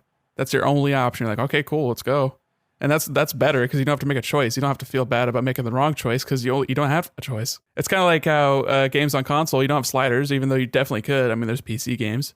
But if you had the choice between, do I want this at, 1080p and 30 or, 900p and 60, then you feel bad no matter what choice you choose. Exactly. And this is why I was transitioning to PC for the longest time and why I remained, obviously Nintendo for Nintendo games, but PlayStation, that's the thing they had going for them for me, was they had the exclusives, and that was the reason. That was the reason to own a PlayStation. And they made it so compelling for the entire generation. Well, now, again, if it starts coming to PC, I have to make that choice. I don't want that choice. I want to play the best version of my game possible. So that's been easy forever. It's like, okay, console exclusives are best on PlayStation, and all the other games are best on PC, and I got Nintendo for everything else. But now the Xbox Series X is the best one for console exclusives, and Sony's games are coming to PC potentially. So I'm like, I suddenly have no incentive to own this console other than just wanting to spend the money and being part of the zeitgeist and just having that controller. And there's no logic. It's not logical to want that. It's super weird. And also it's just strange that they've hammered this messaging of being like, yeah, we believe in generations. You're not going to play these games on PS4. And they just totally undermine their own marketing by just completely lying to everybody. Yep. Like, I don't care that it's coming to PS4. I think it's just weird that you said it wouldn't. Yeah, and the pre-order's been a mess. They said it was supposed to launch today for pre-orders, today being the 17th, but they launched on the 16th, and they were going in and out of stock, and it's all fucking bullshit. Yeah, it's like this rolling pre-order because they're trying to get the fervor up. They're trying to get that FOMO injected into the populace. Right, and people are selling them. People are buying them, not just selling them. People are buying them on eBay for $1,400, $1,500, $1,600, thinking this is not going to be available on launch. Ridiculous. If you're the type of person who's willing to spend $1,400 for a console, you're an idiot and you deserve to lose your $1,400. Preach. Personally. Preach. Especially when the most exciting game you're going to be playing is, Sackboy. Like based on availability, this is going to be more available than the PS4 was. And yeah, it wasn't exactly easy to get a PS4 when that first came out, but it wasn't nearly as hard as it was to like get like a Wii yeah. or even a Switch. Yeah, they're a little bit supply constrained as far as getting shipments out, but like you're not going to have difficulty getting this one. Do not fall to the FOMO. Do not be the type of person to spend way more than you ought to on a system just because it's hard to get. Don't be that guy. Right. Also, EJ, don't be that guy who sells them for $1,400 on eBay. That's a bit shitty. Listen, yesterday I tweeted, I said, "What? Congrats, Sony, on killing any incentive to want to buy your console." And then also, yeah, then I was trying to get that pre-order. And I'll be honest, I was trying to get the damn pre-order for myself, but then you're like, "You're a clown," and I was like, yeah, well, they're selling for $1,500 on eBay, asshole. Then we had that whole Twitter interaction. Like, no, I want the PS5, and it doesn't make sense. And I'm mad about some of the stuff Sony's doing, but I'm still going to buy the console because I want the damn thing. And I'll probably buy an Xbox Series X because I'm an idiot. I just don't want you to want it because you can't have it. I want you to want it because you truly in your heart of hearts want it. But you made it seem like you didn't want one. I was mad. I am mad about some of the things they're doing. I want them to give me... Here's why you need this console and you don't have any other recourse. You want to play our industry-leading first-party games, and this is where you're going to play them. That's what I want them to tell me. And then, yes, here's my cash. I'm with you. I don't want to get the fucking PS5 and be like, oh my god, why does this game run like shit? I guess I'm going to go buy a fucking 3090 for $1,400 and play it on PC instead, which is what I did when I first became a PC gamer. I was playing a game on the PS4 and I said, this fucking runs like shit. So I bought a goddamn 780 Ti and I became a PC gamer. I don't want that. I don't want that option. I just want to be like, all right, God of War runs kind of shitty, but like, this is what I have. I'm going to play it. You had a 780? That's funny. 780 Ti, mind you. Most powerful GPU in 2013. Thank you very much. When did the 9 series come out? 2014? I don't know. Must have been sometime before 2016 when the 10 series came. Cool. I think it was 2014 then. Yeah, that makes sense. Usually do. Then the Ti was probably the year after that. Anyway. Yeah. So should we talk about this little Nintendo partner direct? Yeah, this has gone on so long. This podcast is going to be way longer than we want it to be, and I know you're pissed about it. I told you. I don't give a shit. I don't give a shit either. It's fine. Nice. So Nintendo this morning on the 17th, they streamed a Nintendo Direct mini partner showcase. How many more words could they put at the end of this to be like, yo, this is not a real Nintendo Direct? The new Nintendo 3D partner showcase. Be cool, like Chris Pratt in the bad Jurassic movies. His arms out. Everybody, stay calm. We're not talking about Smash characters. We're sorry. This is all third-party crap that you might care about. Turns out, it was. For me, at least. For you, I doubt there was a single thing that you get a single shit about in this entire stream. So, okay, let me. I want you to break this down for me because I know there are a couple games in here that are gonna light a fire under your ass. But when I watch this, it has been a really bad year for Nintendo Directs. It has been a really bad year. There are a lot of unhappy Nintendo fans. And like the few things that could have been in a Direct but weren't, that were like first party but were just like dropped on Twitter, I don't think would have really set the world on fire either. Sure. But they would have been cool. Like, it would have been cool to be like, yo, we're doing a stream, come hang out. and then get like a cool trailer for Paper Mario that comes out in a couple months, and then hey, Pikmin Remaster 3, whatever, it's coming out in October. But that's it. So that I kind of understand. Like they could have done Mario. They could have. I mean, the three things they've gotten this year past Animal Crossing, which we already knew about, were Paper Mario, Pikmin, and then the Mario thing that was like the only thing that's this year is the 3D All Stars. Yeah. So I don't know. They started off with Monster Hunter, right? Oh yeah, started off with that dog running up, and then you see the dude in the Monster Hunter armor, and he's like, oh boy, because it's so funny. I love the voice acting. That's clearly like some Japanese dude that's like doesn't know a single word of English, but is like reading off phonetically English words. Just like, yes, that's the vibe I'm going for. I thought the main guy in the trailer sounded like Sean Shamel of Goku fame. Of Goku fame? But I don't think it was. I don't think it was. He's also, I think he does the voice of Reptile from Mortal Kombat, or maybe I'm thinking of the other guy. He does Spike Spiegel and was the voice of Tom the robot from Toonami. You know what I'm talking about? Anyway, Tom the robot from Toonami was Krillin, right? Krillin, did he do Krillin too? The original, No. yeah, Krillin. He's got a weird name, and why can't I remember it? It's Sonny Strait. Oh, it's not that guy. Different guy. Yeah, different guy. Anyway, Spike Spiegel's a different guy. Monster Hunter Rise. I think it's exclusive to Switch. I don't think it's coming to other consoles. You don't like Monster Hunter. I get it. It's obtuse. yes, It's a loot game, but all the things that you do are way harder than like a Diablo or a Destiny. So I'm more interested in the combat and the action of it. The loot is just like a cool little carrot on the end of the stick, but I much prefer just the act of playing it. And I really fell in love with World. That was a really great time. I remember you bringing over, what was that, Monster Hunter 4 on the Wii U, 4 Ultimate maybe? yeah, 3, Which was... 3 Ultimate. Was it 3? Yeah. Oh my God. So that was a port of a Wii game that was ported to the 3DS and then upported to the Wii U. That was a PSP game originally. A PSP game. I am almost positive. It was a Wii game. It was a Wii. I'm gonna look this up. I think it's PSP game. I think the portable ones were named differently. I believe on PSP it was Portable Second and Portable Third. Try was on Wii, and then it was downported to 3DS or upported. Is the 3DS stronger than the Wii? I don't even know. Maybe you're right. So Monster Hunter Try was released on the Wii and the 3DS, and then the Ultimate version was on Wii U. I swear to God, this was basically just an upgrade from a PSP game. I swear to God, it was. Did 4 ever come to Wii U? I don't remember. You had 3 then on 3 Ultimate. 3 on Ultimate Wii U then. Correct. Okay. So that obviously, because it was a 3DS game ported to the Wii U, did not exactly showcase the power of the Wii U. But this game, it's in a new engine. This is running off of the same engine that Devil May Cry 5 and the new Resident Evil games have been running off of. So I think they've gotten a little bit more freedom to expand the monster variety. I believe the monster variety didn't seem as expansive in world as it could have been, despite it being the biggest Monster Hunter game. And the first of the Monster Hunter games that you didn't actually have to like load into new areas every time you walk from like one map to another. Like the old ones were very much set up like an Ocarina of Time dungeon where you walked into different rooms and every area was a different room. But this is more akin to World where it's like an open environment. And you've got so much mobility. You can run up these walls. You've got this grappling hook that you can just grapple onto like midair and just like swing around and doing hop, skippity, jump shit.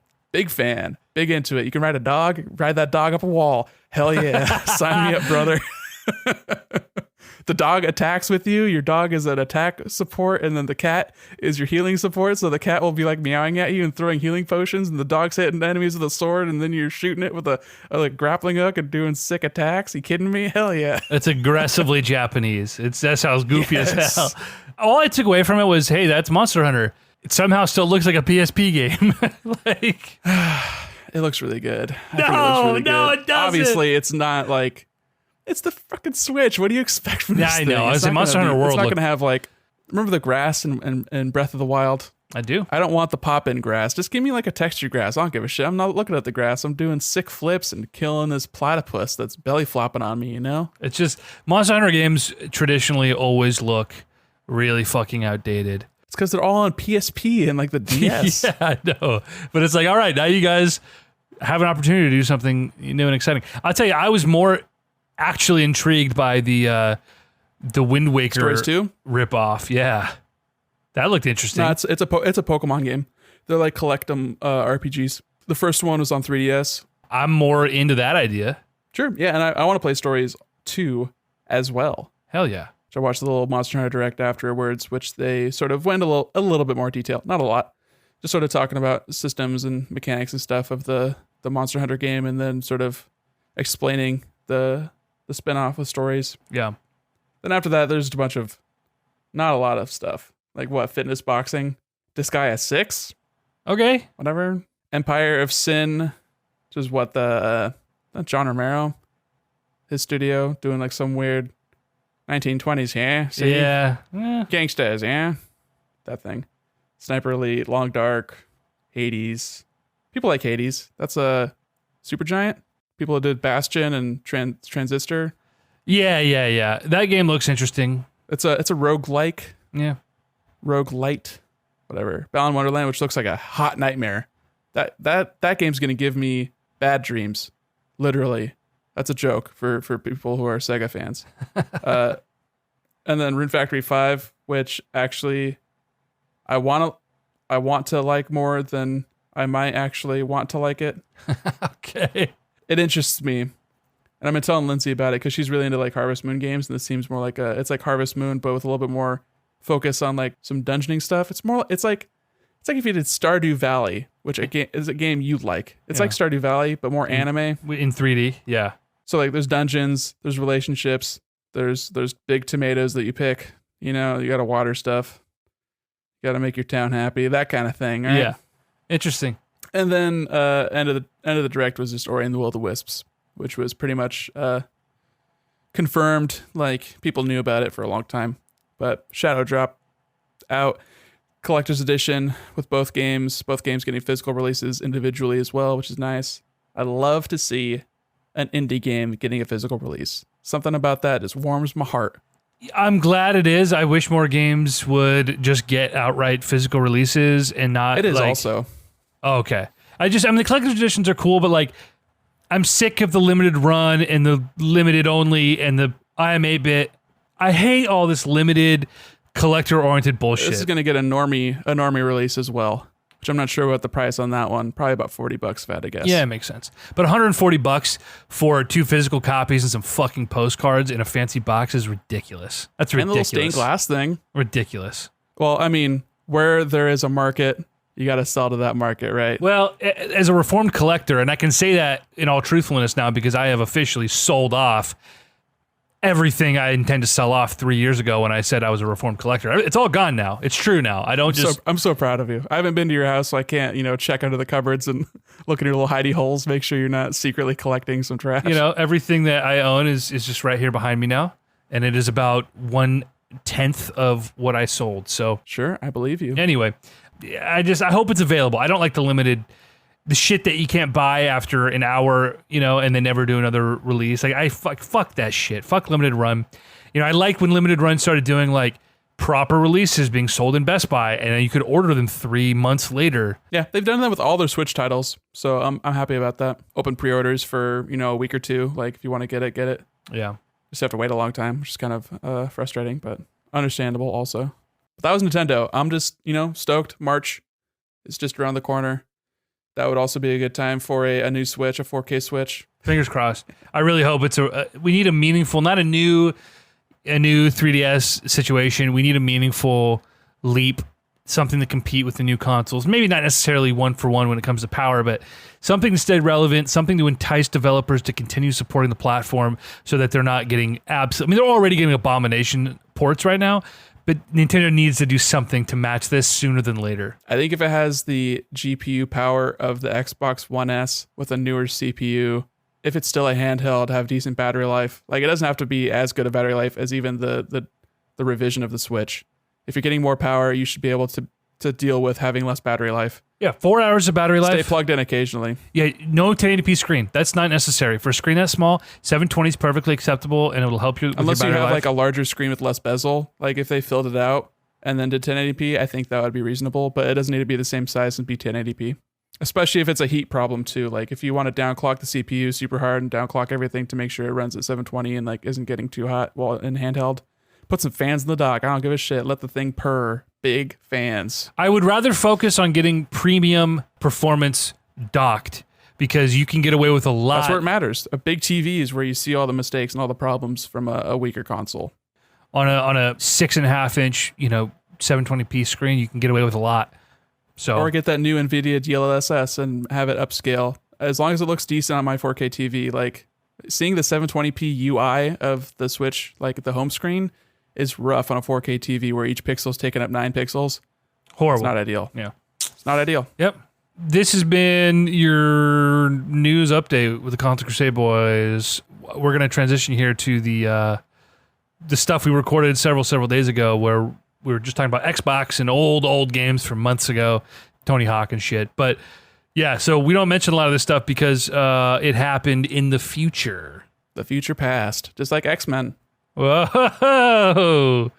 Shout out to Michael Fassbender. Shout out to James McAvoy. Dude, what hunks? Name another one.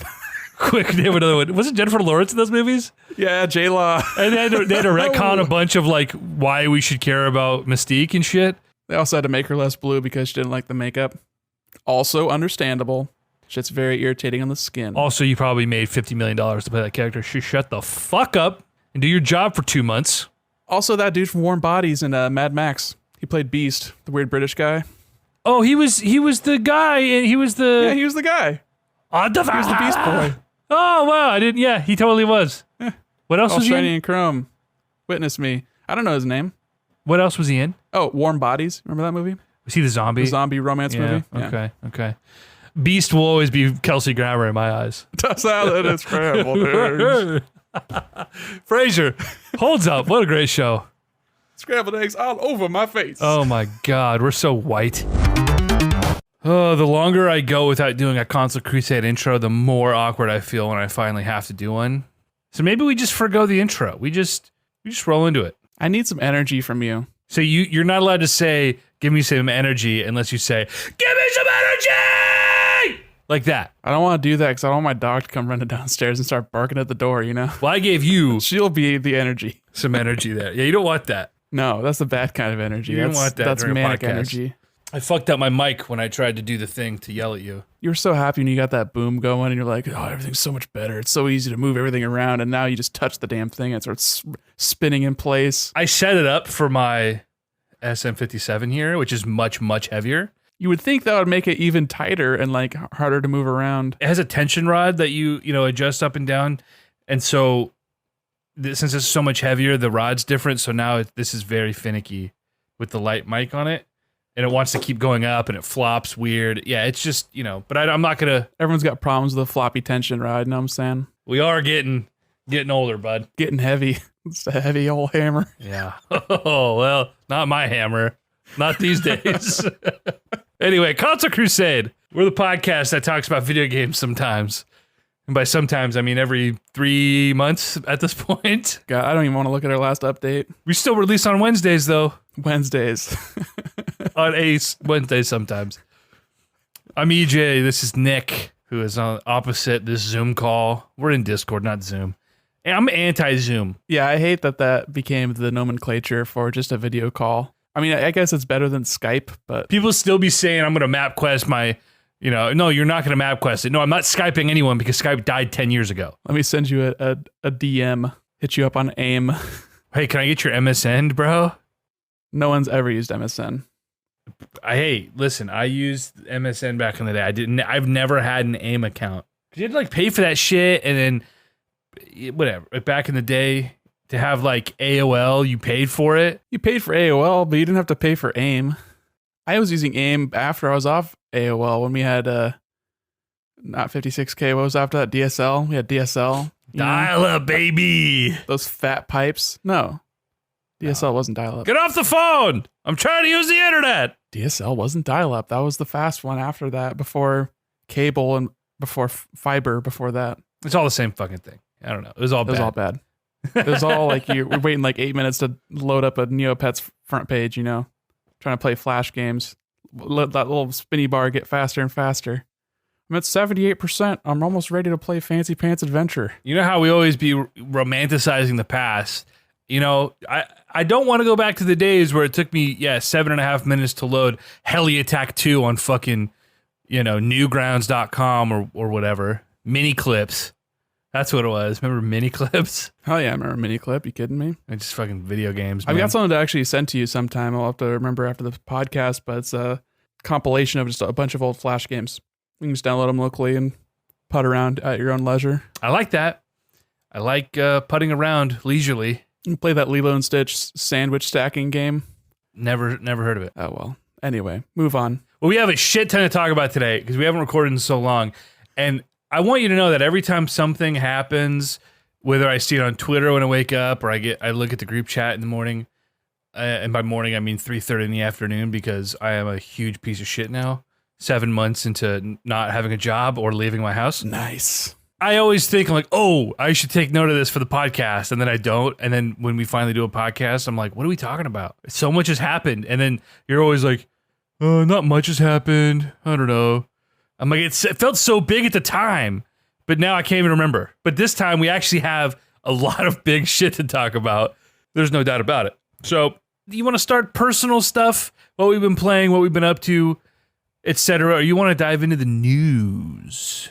Recount me with some stuff that you've been playing. I haven't been playing anything new. You know, just the same old Animal Crossing and Risk of Rain 2, you know, just playing the video games I already own. I got some new games for my birthday, but I haven't gotten a chance to play any of them, so it's like, what's the point? I guess the only thing that I've been playing that I haven't talked about before was Yooka-Laylee and the Impossible Lair. Proper sequel to the first game? It's a 2D game, so the first game was a lot more like Banjo-Kazooie, and this one's a lot more like Donkey Kong Country, which I'm into. And honestly, I feel like the physics in this game feel better than the newer ones that Retro made. Oh, okay. I wasn't really into Tropical Freeze. I felt like I hate playing as Donkey Kong for one, and then for two, the speed of everything was just way off. Like you did a roll jump and you're just like going a million miles an hour, and it was really hard to control. And I just never got into it. The level design was always really cool, but I didn't like the way moving around felt. But in Yooka-Laylee, it's a lot more like the classic sort of vibe, but with some additional maneuvers. Like if you have your partner with you, if you've got Laylee with you, then you have like a little spin that you do in the air that slows down your descent, so kind of Dixie Kong style. And then you've got this mechanic where you can grab things with your tongue because you're just a chameleon guy running around.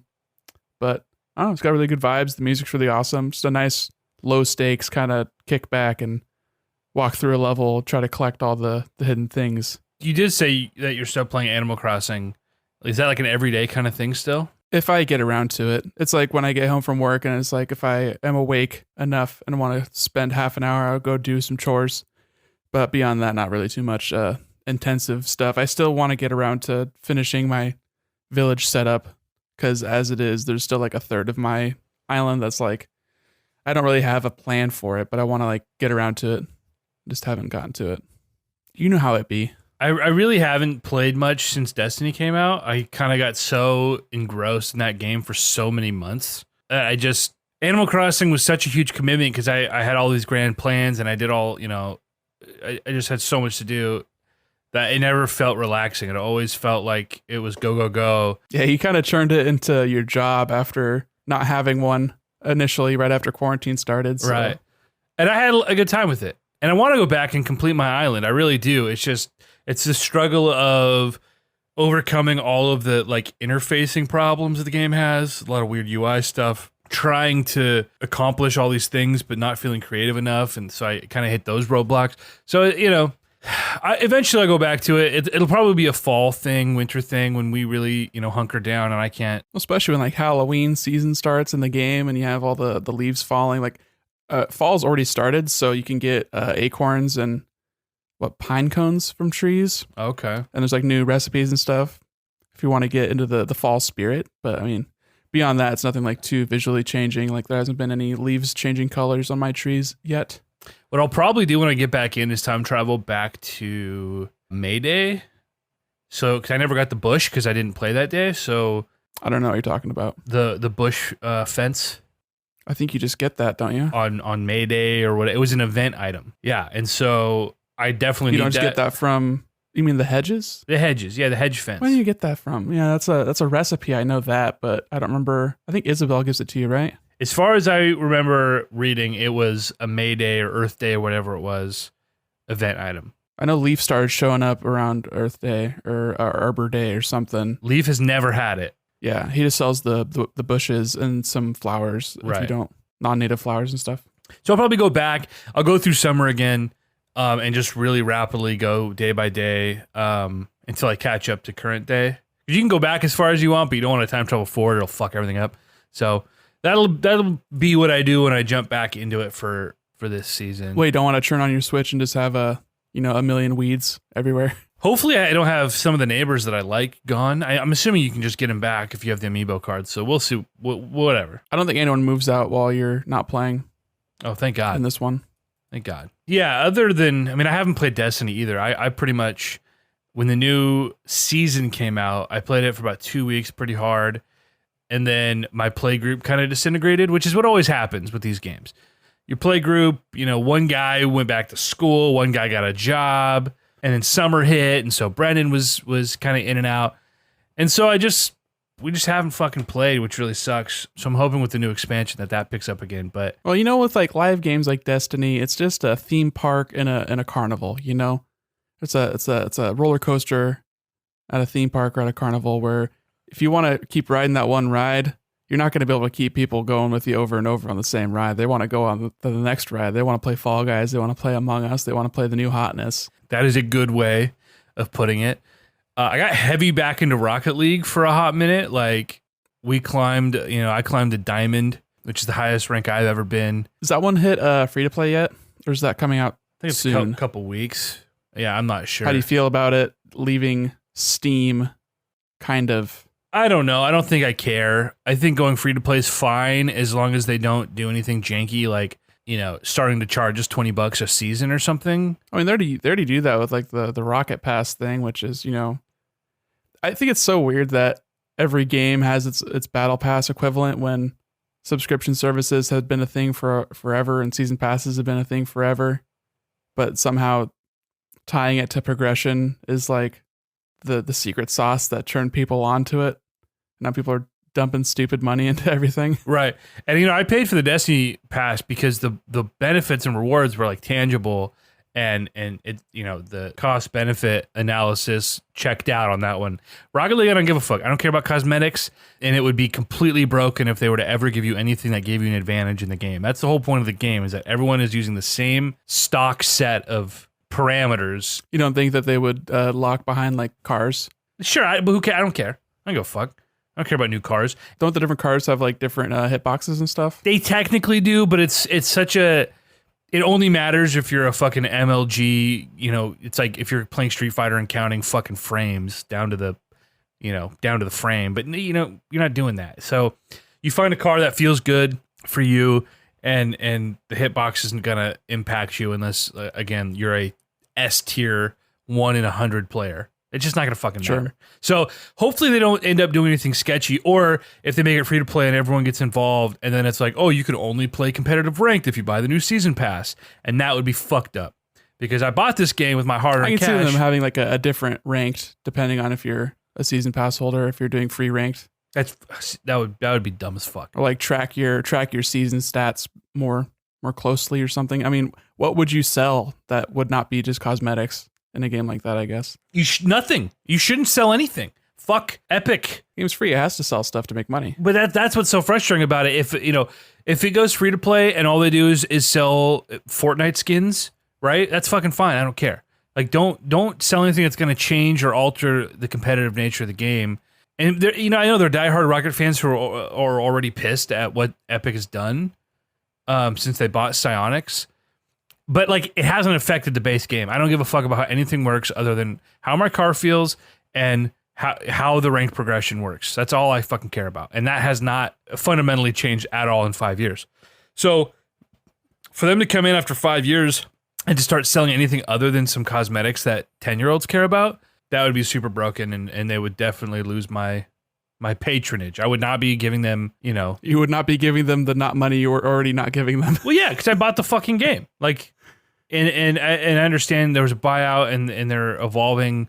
That's not consumer or player friendly. Like, it's great for new players, but I'm like, Rocket League's a $20 game. Like, there's nobody out there who wants to play Rocket League that can't play it or hasn't. You know, it's just such a small niche. Everyone will download it who doesn't have it, play it for 5 minutes, but you're not going to get anybody new after 5 years who's like, oh, well, now it's fucking free. Yeah, I just wonder what they're gonna sell that's people are actually gonna want to buy, because it seems like you're probably the majority of people who play Rocket League on a semi-regular basis are probably mostly like you. I mean, like you said, there's gonna be the 100 people that think they're MLG or whatever, and then many thousands of children who just mash buttons and drive at the ball. Yeah, but yeah, you got to get their money too, I guess. I just wonder what the benefit of going to free to play for that kind of game is. Because like you said, everybody who wanted it already bought it. Well, I imagine they're thinking, unless they have some diabolical plan ready to implement after people download this game for free, my thinking is just they said, oh, the Battle Pass system, the Rocket Pass works for us, so why don't we just open that up to a bigger market? There's not like a progression that you can speed up by having a subscription. Like, what are you getting more and what are you getting faster by paying money? You're getting cosmetics. Yeah, but who cares? Some people do, apparently. Because people buy the new pass. There are season rewards. They're all cosmetic, but they're limited. So it's like, okay, yeah, I got my Platinum 3 rewards for season 12 or whatever, and that you wear that. Who would be so foolish as to be tricked into spending money on something they can only get for a limited amount of time? That's just some kind of idiot would have to do that.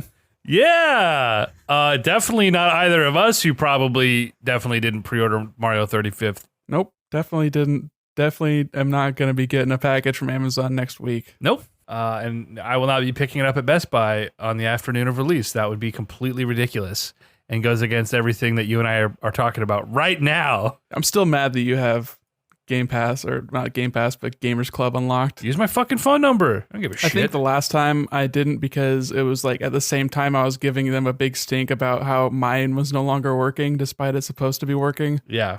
So I'm not just be like, well, just use this one then. What a drama. What a drama. But anyway, yeah, Rocket League, whatever. Right now, I don't care. It's going free to play. As long as my competitive play doesn't change, I'm fine. But let's touch on a couple things real quick. So the last time we really talked, we did basically 2 podcasts reviewing Last of Us Part 2. We had a really good conversation, I think, with Chris, where he kind of laid out his case, and we just kind of went around in circles about it. And whatever, I'm over that game. That was a long time ago. That was years ago at this point. That was, 3 months ago? Yeah. Other major releases since then. The only other major release, AAA release that I have played is Ghost of Tsushima. Yeah.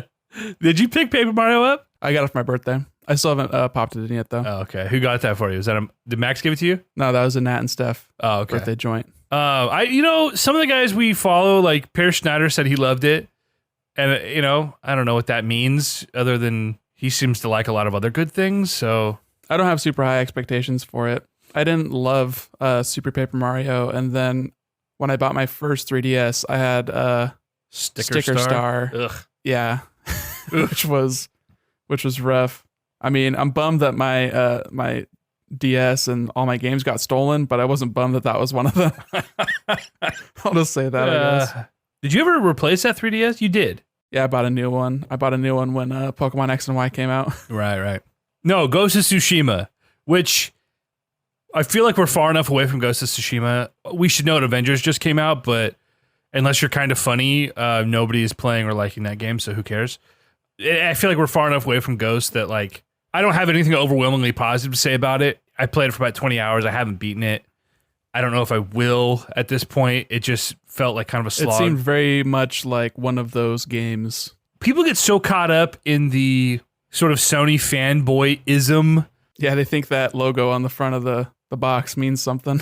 Well, it's my argument against, not even against, it's just the way the lens I process Nintendo games through.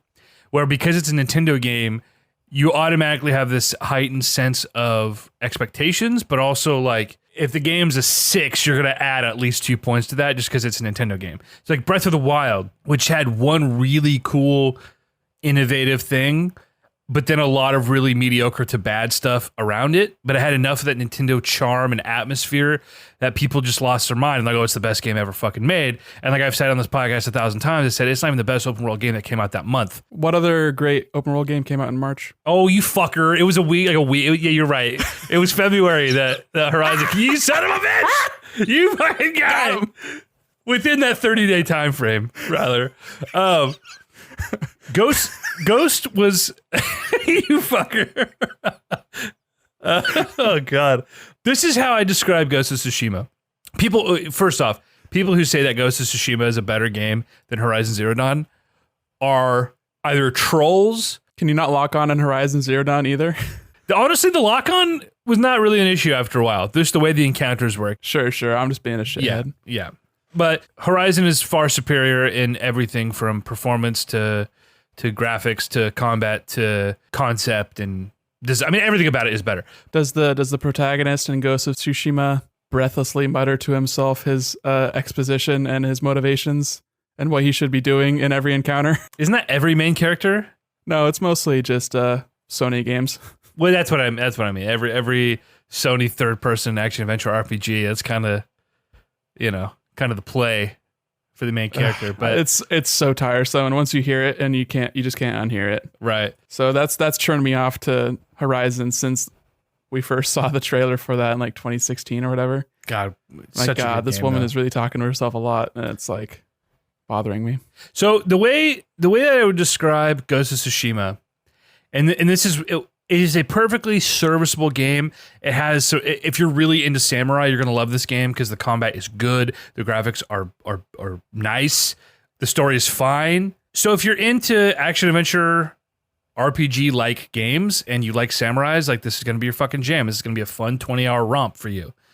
As far as looking at it as a PlayStation exclusive and the expectations that come along with that after God of War, Spider-Man, Horizon, the Last of Us games, even the new one, as controversial as it is, Ghost of Tsushima feels like a really poor way to end the generation.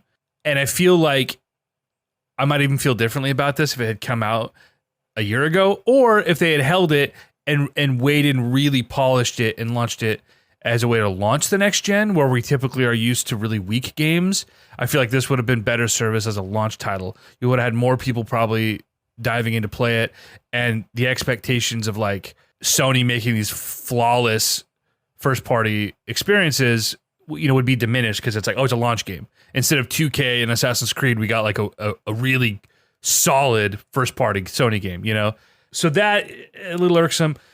So the way I described it is this is the pinnacle of PlayStation 2 games. The way games used to be made, the design philosophy, the way stories were told. This seems like that vision perfected, if that makes sense. And I saw other people with very similar thoughts a little bit later where they compared it to like a 360 game. And that makes a lot of freaking sense. I don't know how much like gameplay you've actually watched or how familiar you are with it. Not too much of the actual like combat parts of it, mostly just sort of like, oh, it's so cool that they use the wind as your thing so you're not staring at a mini map. It's like, okay. But besides, like, I mean, just from the breakdowns I've sort of heard people describing it, seems very much like a open world collect-a-thon, beat the bandit camps, do the mainline story, kind of get your skill tree. I haven't like heard anything about the story really. Is it like nobody's even described the story, so I don't know how cool the story can be if no one even like wants to talk about it.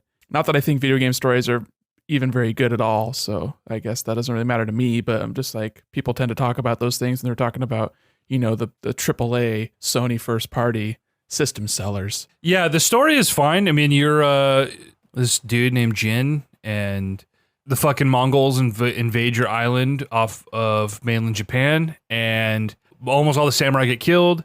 Your uncle gets captured, and you get beat by the Mongol boss, and then the whole game is basically... But he lets you live so you can beat him.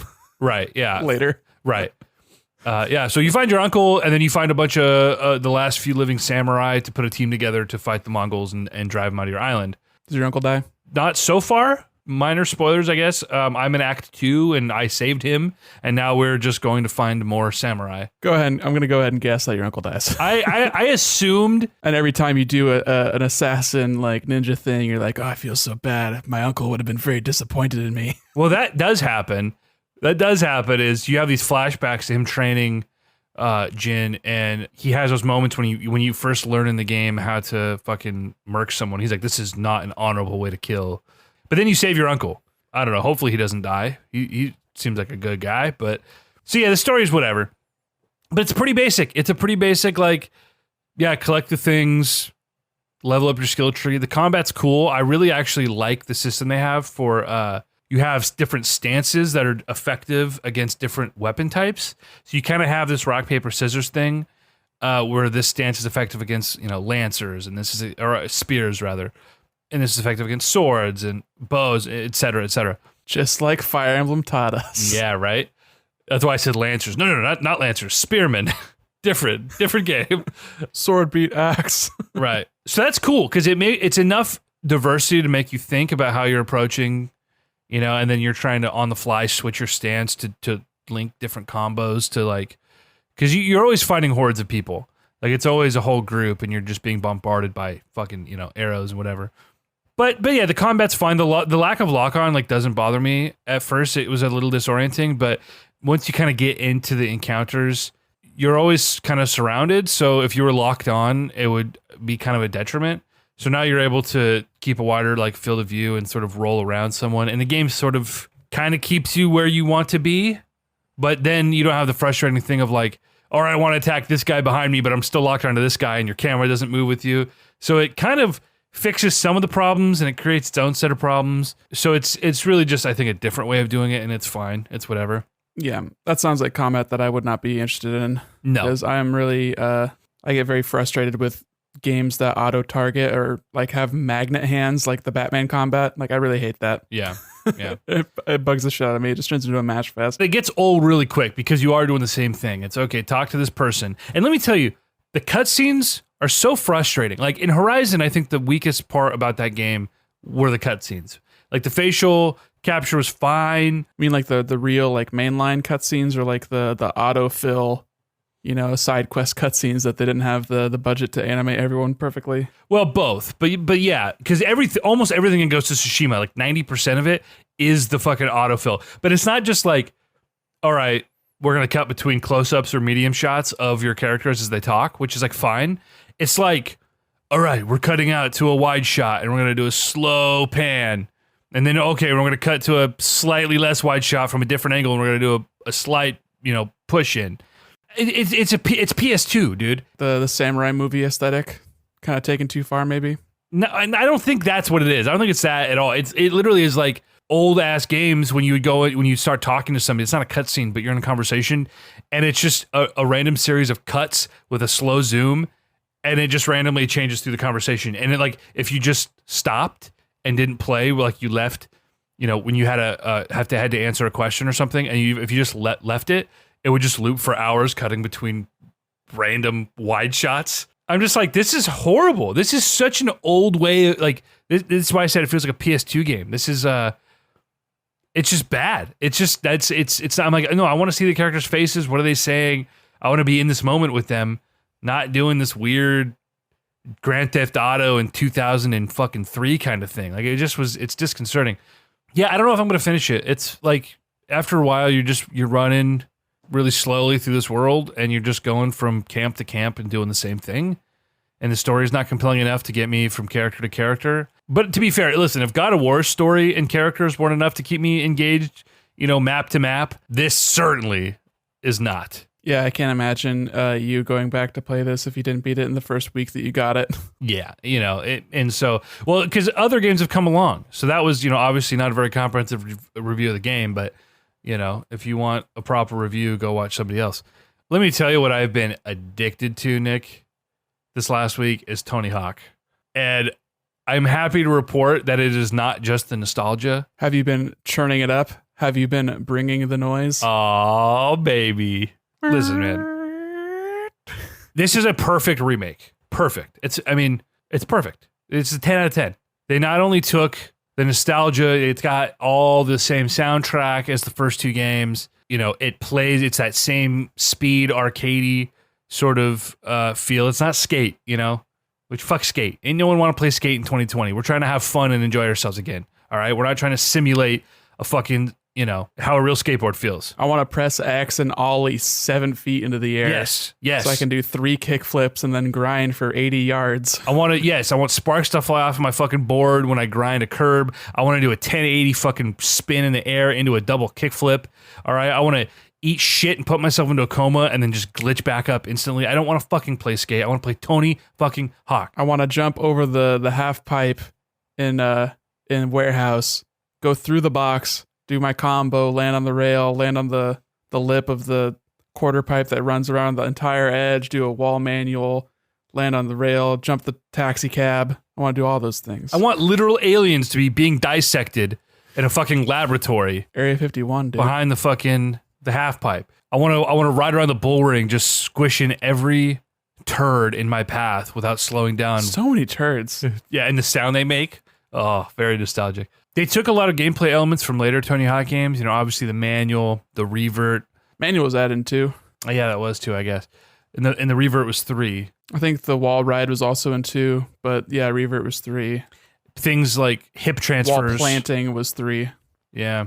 I wish you could get off your board in this. I liked how in later games you could get off your board and link a combo. So if you wanted to land and, you know, like jump behind something, it helped you just like say you went up a half pipe and you transfer. Sounds like a fake link to me. Well, whatever. It just, also the control of like not having to constantly be moving. Sometimes it'd be nice to just be able to stop moving, Dude, you know? Always be moving. That's Always. the point of the game. Dude, everything about it is just, it feels so good. And I was telling you last night that like, I have nostalgia for the game, but I don't remember all the levels. My memories are very vague. It's flashes, images, mostly sounds, you know, sound effects, soundtrack. So a lot of these levels I'm kind of experiencing for the first time. I'm like, oh, I don't remember this. Or I vaguely remember like part of Venice Beach, or those times when you stumble across a secret area and you're like, oh my God, I fucking forgot this even existed. What, like when you get the hanger and when you break the window, or well, I don't remember what takes off, like the helicopter takes off from the hangar and you can go outside. You can go outside and it's like snowing out. But you can also grind. There's also the wind tunnel Yeah. behind the half pipe in the hangar. Yeah, that's so cool.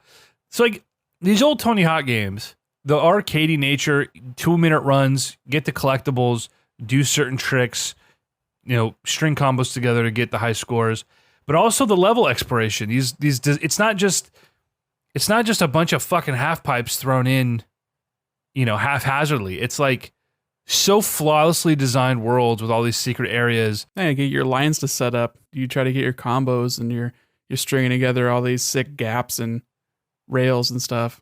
That was the game. Yeah, and they've added a lot to it as far as like different challenges. Like each skater has their own set of challenges. So it's, you know, do this gap with this combo to get this many points. Use any skater and just, you know, hit this type of trick off of this type of ramp. And I bought it on PlayStation to try and, because I want to platinum it. It's going to be a really hard freaking platinum. But, you know, I'm digging in and getting a lot out of that $40. A lot, you know. I 100%ed both games, you know, all the collectibles and secrets and stuff in like a weekend. And I was like, okay, that was quick. And then kind of diving into some of the extra challenges, I was like, oh, I see how they're stretching the game without making it feel like filler. Like it still feels, you know, meaningful. And I'm challenging myself and getting better. And I mean, it can be really frustrating. But yeah, I've been into that big time. I don't know if I'll ever platinum it at this point. The platinum is going to be really hard. There are 2 trophies that are just going to be... Do you know what they are off the top of your head? Yeah, so there's one called Got There, and the Get There gaps are where you have to string together like 4, 5, 6 gaps. You know, a gap's like, do the kicker gap, you jump from ramp to ramp, or you jump off a roof onto a rail, and that's a gap. So for example, in Warehouse, you know, they want you to grind the entire length of the half pipe, wall plant, come back, jump over the half pipe, and you have to all keep one combo. So you jump over the half pipe after your grind, and now you're manualing, and then you have to go back up the half pipe and grind, and then you have to clear the fucking secret room above the half pipe all in one go, and it's so fucking hard. I know you saw on Twitter, I posted one where you like go from behind the building at the school, and you have to clear the trash can and grind across, and you have to do all these planter gaps. Oh my God, it's hard. Yeah, I've done 2 of 10, and I don't know if I'll probably get another one, realistically. Is it just from the Tony Hawk 1 levels then? They have them for Tony Hawk 1 and 2. I think there's 4 from Tony Hawk 1 and 6 from Tony Hawk 2, I think. Probably the more open ones, so there probably wouldn't be one for Burnside. There is one for Burnside, and I think you have to like clear a bowl and go up to the rafters. Dude, that bowl is gnarly. Yeah. I can't remember, was it the Burnside one that had the Neversoft Eye bowl? Yeah. I did one of those. I did not one of the Get There Gaps challenges, but a different gap challenge just for my created skater, where you had to like clear that bowl, and you had to do a combo worth like 35,000 points, but with a grab trick. So you have to go full speed to clear that bowl, but there's just a pillar on the other side of that. So you have to manual into the pillar without losing your manual and try to get around it in this little thing, and then it drops you into the like weird tube. And so your manual's all fucked up because you're like going up and down and then out. And then you're like, all right, I have to somehow get enough air to also get a grab trick now. So yeah, it's fucked up. But the other trophy is that I think I'm gonna have trouble with is get to level 100. And apparently, if you basically 100% the game, which is do all the challenges for every skater, which is crazy to even think about.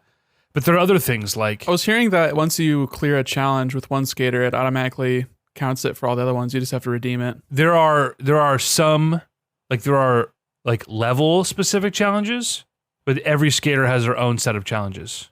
Okay. Every pro skater. So bopping out Bob Burnquist and Jeff Rowley and all those dudes. Yeah. Bucky Lasik. Steve Caballero, and they have a bunch of newcomers who I don't know. I know Letitia Buffanti. I can't remember. She, I've seen her around before on the internet, but all the other guys, I'm like, I don't know. I haven't followed skating in 20 years, you know? Right. No, the other one is you have to reach level 100, and you gain experience by finishing challenges, beating levels, whatever. But like at level 70, you have to get like 12 or 15,000 experience per level, and some of these challenges are giving you 200, 500 experience. One of them is like, all right, 5,000 experience, but you have to beat 200. You have to win 200 matches in competitive. And I'm like, I will probably never win one match in competitive. Playing games like Combo Wombo, and you got dudes going off for fucking 12 million point combos. I'm like, my biggest combo is like not even 500,000, you know? So, right. Fuck, man. I don't know if I'll ever platinum it, but I'm trying. I'm whittling away at it every day, and it's fun. The soundtrack's good. I've been making my own Tony Hawk soundtracks, which is actually a really fun challenge, and I would challenge you to do that, because it's not just put together a good playlist. You have to adopt the sort of Tony Hawk ethos. Like, what makes a good Tony Hawk soundtrack? It's not just energy, right? It's not just shuffling a bunch of like songs you like. It's not any hip hop. Hey, listen, you want to go into the hip hop thing? I was just yanking your chain. They were up my ass about it gets your goat. Well, dude, it was so irritating. So for context, like I made like a post-hardcore metalcore playlist. My band, we're a heavy rock band, and a lot of people were playing this game, so we made our own playlist, set it to public, and we're just pushing it. We're like, hey, like what would a post-hardcore metalcore playlist look like instead of like a skater punk ska hip hop playlist, you know? And yeah, Andrew Windows Defender Chavez texts me. He's like, you left out hip hop? You really toggled hip hop off back in the day? I'm like, well, first of all, the original game didn't have any fucking hip hop in it at all. Zero, zip. First game also only had like 15 tracks. Right. Technically, the first game did have an Anthrax song that had a rapper on it, but wasn't that the Public Enemy one? Or was that Tony Hawk 2 that had that Anthrax Public Enemy, turn it up, bring the noise? Maybe that's what it is. Was that in Tony Hawk 1 or 2? I can't remember. I think it's Tony Hawk 1. I think. Yeah, it's definitely a hip hop song with like metal guitar happening occasionally. That's what I was referencing at the beginning of this fucking conversation, you piece of shit. And they've got .5 hip hop songs in the original game. But anyway, I was like, The whole point of the playlist was to make a different genre playlist. There's no fucking guerrilla radio in this shit. You know, this is fucking post-hardcore metalcore. That right there elicits such a particular feeling. Watching like the a old skate VHS video tapes. being like matched together. Yeah. The intro. Yeah. Yeah. It's good shit, dude. But yeah, so that was a lot of fun. You need to play it, dude. I need you to pick it up. It's just, I'll get to it. I don't I'll know. buy it on sale or something. I'll give you my Epic login and you can just fucking play it on my account. That shit's My hot. Epic login. You'll give you my Epic account. My Steam family library, okay? Yeah, dude, hook it up. Shit's hot, man. I've wasted hours and hours, and now we've had the wildfires out here, and thankfully, I mean, you're probably 10 miles from evac zone. I think I'm 4 miles. Yeah, we're not even at stage 1 yet, so. Yeah. And, so luckily we're staying planted, but the smoke is so bad, I haven't even been able to go outside for my daily 3-mile walk. I'm just stuck. Yeah, air quality was at like in the 400s today. It's I don't so think bad. It's supposed to get better till Monday. I wonder, like, how long the prolonged exposure, like, how bad that's going to be for people.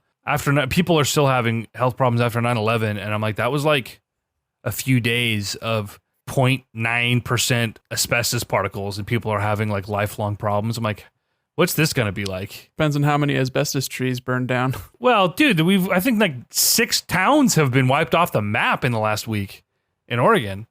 Whole towns. Yeah. So how much asbestos do you think went up in flames in those fucking backwater towns whose, homes probably built how long ago? How many 9/11s worth of asbestos Damn. were torched? That's brutal. Well, it's been pretty bad, man. It's been rough. So I've just been sitting inside and building Legos and playing Tony Hawk like a fucking 8-year-old again. Wait, what other Lego sets you got? I figured you would have been finished with your NES and TV thing. Dude, the NES is probably the best, most enjoyable build I've ever done. And I built a lot of Legos in my day. I actually just... Happy to hear it. Happy to hear it from you. I'll send you a picture of this later, but I finally hung a bunch of shelves in my office, and I finally built my UCS Falcon after 2 years, and I have my UCS Slave 1 that I finally put back together, and I have all the other sets I had as a kid. So I basically only buy stuff I had as a kid, and the original, like, in the box, sealed, and I do the whole thing. You smell the paper, you go through the promotional magazine they included in those old sets. Just pure nostalgia. Rub the paper on your junk. Oh yeah, I'm gonna fuck these Legos. No. So I only buy the sets I had as a kid, and then I buy the like ultimate collectors, like display pieces, right? Is that what UCS stands for? Yeah, Ultimate Collector Series. God damn it. It's like 10,500 pieces. The Millennium Falcon's like 3 feet across. It's the most insane. All right, where's your ridiculous Death Star? thing. I don't have the Death Star because they've never made a good Death Star set. I wouldn't spend $500. Have they all been too small? They've been too small, not spherical enough, and they don't have the outside. It's like an inside look only. And I'm like, no, I want a fucking spherical Death Star with all the texture and details. What about the Death Star Mark II or whatever, where it's still being built and you can see inside of it? I feel like that'd be a good one to do. Yeah, I just don't like the set. It's too expensive. What about a Lego Starkiller base? Don't do that to me. I don't own any sequel Legos, and I won't.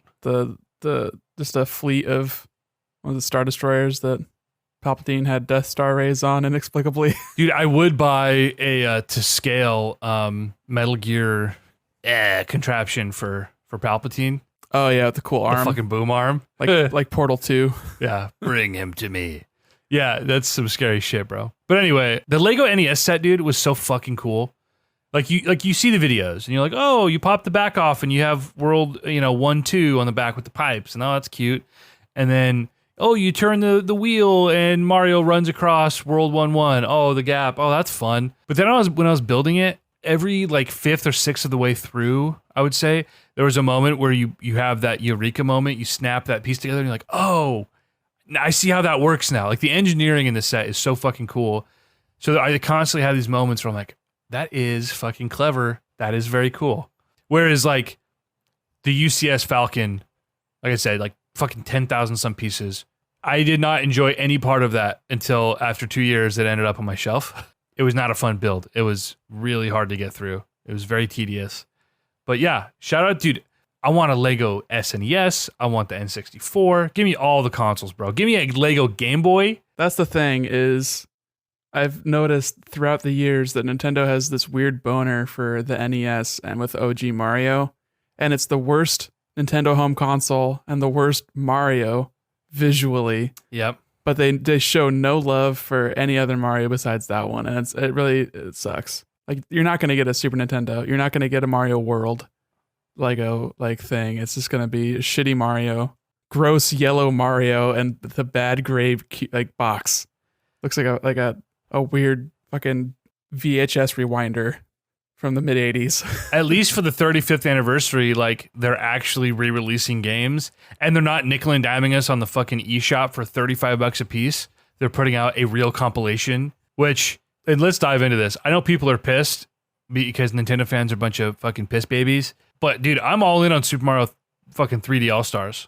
Like, that's 3 all-time Nintendo games with, like, not remastered graphics, but better resolution and real controls. It's I don't know about the real controls. I feel like they're not going to go whole hog with that. Like, you're not going to be able to actually freely rotate the camera in Mario 64. You're going to still be stuck with the C buttons clicking, and it's not going to be able to be inverted. You're not going to be able to change your controls. I guarantee you, fucking Mario 64, you're going to be jumping with the A button on the right. You're going to be doing the same with Mario Sunshine, and it's going to be very disconcerting. I really hope they don't do that. Well, look at the NES Online where you have to use B and A. Damn it, Nintendo. And also, why not Galaxy 2? Why are they doing this arbitrary only 3 games thing? Is it because $60 isn't like worth enough for 4 games? 4 games that are 10 plus years old? I mean, I haven't played the Galaxy games, but I'm like, isn't Galaxy 2 just the same, just more of the same? Like, literally the same So why not shit? do both? Well, because what they can do is sell this collection for $60, and if it does well, they can turn around and sell, Galaxy 2 as a standalone. It's just weird, you know? It's like buying, oh, here, let's watch the every Star Wars movie, and it doesn't come with, episode 6. Like, oh, we'll remaster that one later. It's a collection. Just give me all of them. Yeah. Why arbitrarily not include one of them? When you already did the work to make one of them work, and it's the same game engine, like, dude, just give them both. It's weird. Yeah, I don't know. I don't understand it. I'm sure we'll come to know the full extent of Nintendo's nefarious plans. We always find out why Nintendo do things after the fact, right? Yeah. So break down this 35th reveal. I was asleep through the whole thing. I basically only got a couple of snippets on Twitter / group chat. So what's going on with the timed nature of the release? What the fuck is this all about? Yeah, I can't think of. There's no good defense of that. They did the same thing for the Mario All-Stars on the Wii, which was just a disc with the virtual console release of the Super Nintendo game on there. Yeah. Which is funny. But that was a limited edition. But then they started reselling it again when they did the Nintendo Selects version of it.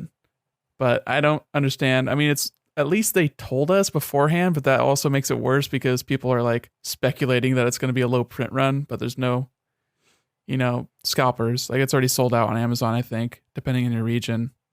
But it's not going to be sold out digitally, even though they're not selling it digitally after March. So I don't understand the logic. Like, it's only his birthday for these 6 months. We can't celebrate his 35th birthday after that. That's absurd. What are we going to do when his 40th birthday happens? We want to sell these games again. What's going to happen is you're going to be able to buy it by Q3 2021. You're going to be able to buy this game again. It's just that they have nothing. I mean, this has been such a quiet year from Nintendo, post Animal Crossing, which took off in a way that not even Nintendo could have predicted. Which is great, but they had nothing else up their sleeves for this year, so they're trying to end strong with a good fourth quarter because they have nothing. Based on like an associated website, I can't remember what region it was in, but there was something basically saying that like all these events sort of tied around to the 35th anniversary were supposed to be starting to happen in April. So clearly stuff got pushed back internally, but they just didn't say anything because you can't delay a game that's not announced. So I'm not really subscribed to that kind of conspiracy theory, but it still doesn't explain why they would only sell it for 6 months or a year, or like why even keep a timed exclusive kind of thing. I don't know. It's very strange. Also, this is the first time they've sold fucking Sunshine since the GameCube one. Even though the Wii could natively play it and the Wii U could natively play it, they'd never put them on the digital storefronts because the Wii never sold digital GameCube games for whatever reason. Same with the Wii U. Same with the Switch. Same with the Switch. I mean, but they're not native. They're not native. You can't natively play GameCube games on the Switch. It's different architecture. That's true, but a couple of dudes in their mom's basement is able to make like what's arguably the greatest emulator of all time in, Dolphin. Why hasn't Nintendo put fucking GameCube games on the eShop? Not to downplay the probably more than a couple dudes that work on Dolphin. Well, I mean, how extensive of a team can they have? It's not a for-profit thing. They're not selling Dolphin. How do they do? I mean, it's just a labor of love, and these guys have made a phenomenal product. Not even a product. You don't buy the damn thing. Yeah, they've been making it for 15 years. The fact that they stopped selling this game, quote unquote, on the last day of the quarter, it's like, come on, a little transparent there, buds. Little bit. I mean, it works. On principle, I have to be mad about it because I hate artificial scarcity. It's fucking stupid. You should make enough product for anyone who wants one to have one. And to an extent, if you're going to buy this, you probably already own a Switch. I don't think this is a system seller. It's just sort of annoying that you're making it so you can only buy it in a window, These aren't going to run out. Mario games don't sell out, Right. Anyone who wants this game is going to buy this game in the next 6 months. And if you don't, you probably didn't want the game. Right. But it's just annoying for anyone who wants to be a late adopter. They've got to jump through like weird wheels, trying to get into it. Yeah, I mean, the other controversy, I guess, on the internet is people just complaining that Nintendo's, like, oh, really? You just up-res the fucking game, and selling it for $60? Meanwhile, you have all these other phenomenal remakes. Obviously, the same week that's announced, Tony Hawk comes out, and I don't think I'm being hyperbolic when I say this is the greatest remaster of all time. But you've had Crash, you've had Spyro. What are some other notable remakes that I'm not thinking of at the moment? Like the Resident Evil ones, I guess. Sure, yeah, sure. I'm trying to think of like bigger stuff too, like not like GTA Shadow came of the out. Colossus. Yeah, that had a remake. Yeah, Nintendo's just slapping the same old shit together and selling it for Link's Awakening last year, dog. Yeah. Was that a full price game? Or was that a $40 game? That was a $60 game, my dude. Okay. Yeah. Yeah. That's Nintendo for you. Let's remake this $30 Game Boy title again. Yeah. I pre-ordered it. I'm gonna be playing Mario Galaxy probably first, just because you've been on me to play those games for so long and I just never have. Good games. I think they are the style of Mario that you would appreciate more than the exploration style. It's a lot closer to the way like 3D World is kind of set up. It's more stage based. Which we're getting in 2021. Yeah, February. Another of the Wii U ports plus a little bit of DLC after the fact to try and trick you into thinking it's justified for it to be $60 still. Even though if you wanted to buy that game on Wii U, it probably would still cost $60. Because I don't think it ever hit the selects. I don't know why people get mad that, oh, I'm playing a 6-year-old game or an 8-year-old game or whatever. I'm like, well, nobody played it, and it's definitely a $60 title. So why are you complaining just because it came out 8 years ago? Like, who cares? They're selling up. Like, if the content justifies the price, I don't give a shit if it's fucking 30 years old. You know what I mean? It's just a problem. Most remasters, like the Tony Hawk one, despite everything they added, combined 2 games, it is still not justifiably $60. There's just not enough content for it. So you have to price accordingly. Super Mario 3D World is one of the most expansive Mario games. I mean, it falls in this weird niche because I say it's the best 3D Mario game, but it is not part of the 3D Mario trilogy because of the fixed camera. It's structured definitely much like a 2D Mario game. Exactly. But it's by far my favorite Mario game. I think it is the best Mario game. And I know you could argue for like 5 other Mario games as being the best, and it is objective and whatever, but I played all of them except for Galaxy. And 3D World, I think it's got the tightest mechanics. It's got the best atmosphere. It is a very concise experience. But nobody played it. It was on the fucking Wii U, I liked 3D World, but it was never exciting to play. It was just sort of like doing the thing. It was very slow, which I don't really like. I think Mario Odyssey probably has the least amount of complaints from me. Just it felt really good to move around that world, and Mario has to feel good to move around. It just didn't seem like there was enough things that you could do, and like you're locked into 8-way movement in 3D World, which is like subtle, but like it kind of stuck out. If they were to make a sequel to it, there are things they could improve on. But I liked how they took the 2D formula and they made it more interactive and they made it more expansive. And it's bite-sized. Odyssey is this huge, it's this monolithic thing. You're exploring these big worlds and you have all these different collectibles. You have to come back, after you learn new moves and to get certain collectibles. And I'm like, you know what? I just like playing a level that's bite-sized. I can come and play 3 levels. I can drop the game for a week, come back. It's not the most challenging Mario game in the world. So No, I'd say it's maybe the easiest. Sunshine might be the hardest. Sunshine, I only played a couple hours of, but it's hard to even be like, yep, that's a Mario game. Sunshine has a lot of really cool like ideas. I liked that it was a cohesive world, that there wasn't just like, and now the fire area, and here's the castle, and here's the Boo area. Like everything was very tied to the island theme, and that was like, they executed on that, and it paid off. And you still got like the vibes of that stuff. Like when you go to the hotel and it's a haunted hotel, like that's like cool, and it fits in because it's like a resort hotel, you know, like very island themed. But yeah, it was a little bit rushed out when they finished it initially. So there's still like the blue coins kind of suck, and like there's this weird difficulty spike at the end. But I think it's still worth playing, and I hope you get a chance to actually put some real time into it, just because I know like our buddy Claire, that's like her favorite Mario game, and so you've probably gotten the speeches about that. But you should check it out at the very least. And Galaxy, you need to play through Galaxy and then play through it again as Luigi. Like that shit's really good. That'll be the first one I play next week. I will play Galaxy for you. All right, Bro, that's next week. Yeah, Not wild. that's crazy. That's the cool thing about this announcement is that, and it's out in 2 weeks. Like, I like that at least. You don't have to wait like 6 months for it to come out. And they dropped they also dropped Super Mario All Stars for the Super Nintendo Online day of. Yeah, which I've never actually played the Super Nintendo version of that. I've only ever played the ports for the Game Boy Advance. So I kind of want to play Mario 1, play a couple levels of that, and be like, yeah, it is weird. It is weird how you can just jump through the blocks when you're big Mario. Yeah. Yeah. Because they just don't know how to make their own physics work, I guess, on Super Nintendo. So a few months ago, I sent you a link. I was doing research on, I wanted to get an updated backlit Game Boy, right? I had a Game Boy Advance that used a AGS 101 Game Boy Advance SP screen, but it's on the lowest brightest setting. The AGS 101 has ghosting issues. You say issues. I say the games were designed with that in mind.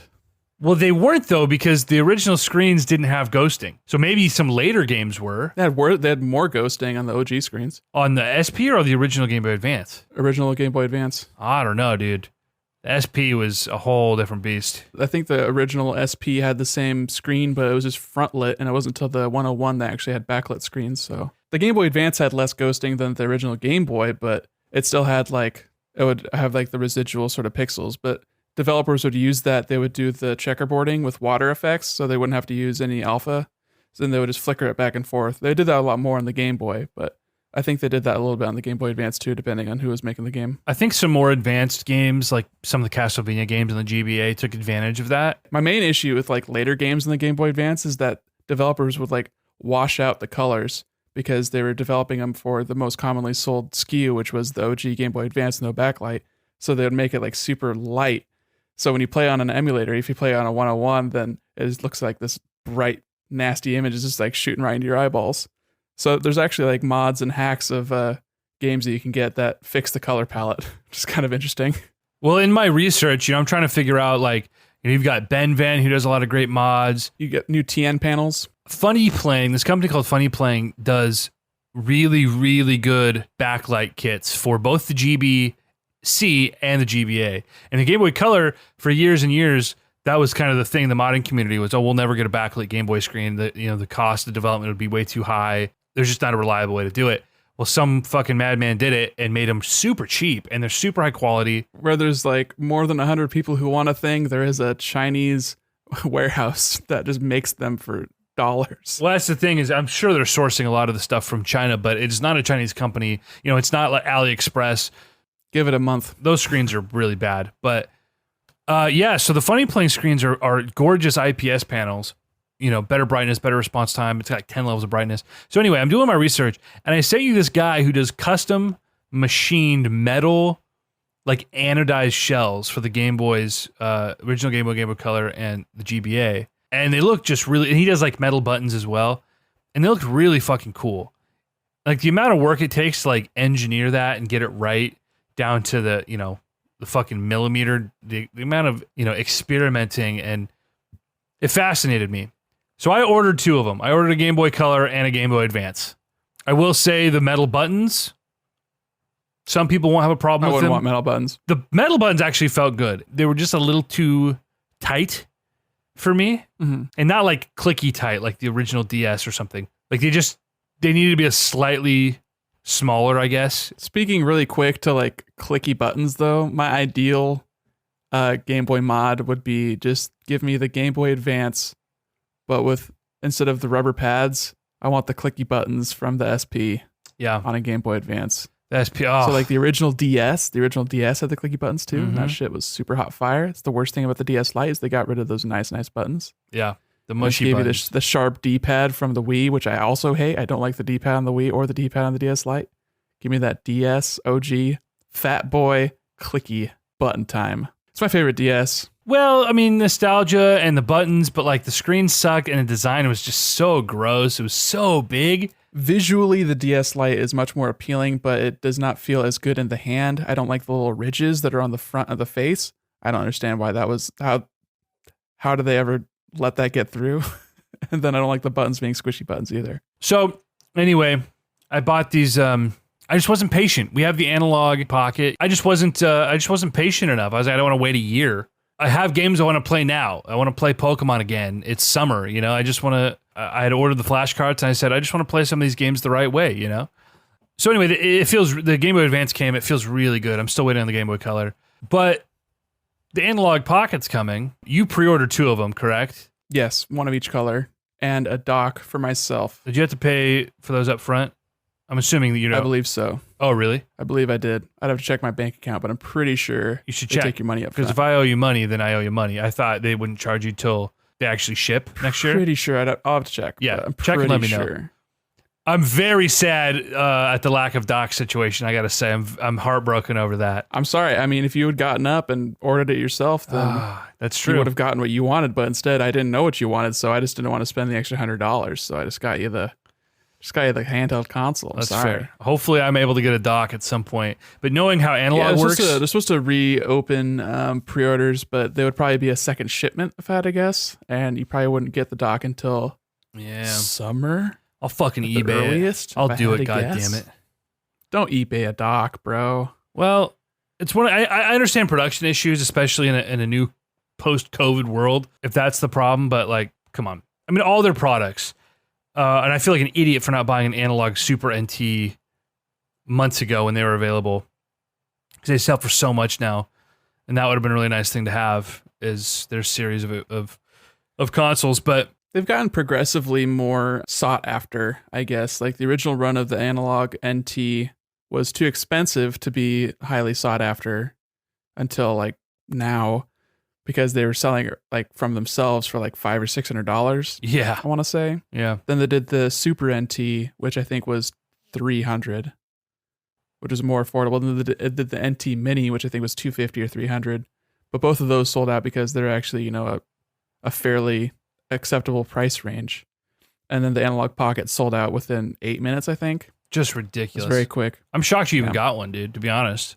Yeah, I mean, I had an alarm set. I was after work, so I was already home. I think it was like 8 a.m. that they opened up pre-orders, so I was good to go. And I figured you would have done the same because you seemed like you were very interested, and you said if I don't tell you that I've secured it, then get me one. So I was like, yeah, sure, you do the same for me. But So 8 o'clock is in that fucked up range for me, where like I'm up till like 5 in the morning every day, and if I'm up till 8, I'll have a headache for 4 days. So like I was like, I don't want to wake up early either. I was like, I just gotta take trust like Nick. a midnight siesta. See, I need to, dude. Lately, I've been doing this thing where I go to bed at 4 or 5 in the morning, and I wake up at 9, and then I have a headache, and I take a nap in the afternoon, and I hate it. You're on that double sleep schedule. I've It's done that for a fucked bit. up. It's fucked up. I like it. It's good. It's Nah, good you shit. do it once, and your body's like, this is how we do 4 it. hour sleeps a day. Nah, I'm oof. okay with that. Up for 8, down for 4. Up for 8, down for 4. Yeah. I mean, I guess if you work graveyard, it's like a good thing because then you get to interact with the world and not feel like a total piece of shit. You think me interacting with the world is the highlight of my day? Well, you know, you have responsibilities and a girlfriend and a dog to take care of. So yeah, like it's better to be awake while the rest of the world Sure. is. Sure, whatever. Yeah. Hi, Lindsay. So anyway, the analog. Talk to me. Why is this so appealing to you? I mean, it's appealing to me because it's got a backlit screen and it doesn't feel like it was, manufactured in the year 2000. So I'm already sold. I'll pay anything for that. But what is about the analog sticks out to you? But also like somewhere along the way, you picked up this fascination with the handheld. Game Boy shit's super cool. And it was very affordable to like scratch that nostalgia itch without, having to walk down the path of Super Nintendo carts, And I feel like I just played more Game Boy than I played Super Nintendo in general when I was a kid. But just all the analog products seem like they're just really well made by all accounts. And instead of doing a strict emulation, it's emulating the hardware. So it's using what's called a FPGA, which stands for full something gate array, fully programmable gate array, which is like a fancy way of saying it's not emulation, but it sort of is. And it's like hardware, it's just dialed in, and it's just super nice. And I mean, it comes with the ports that you can plug your Game Boy games into. And I have all these Game Boy games. It'd be nice to be able to play them on something that isn't a Game Boy Advance and actually have like a headphone out.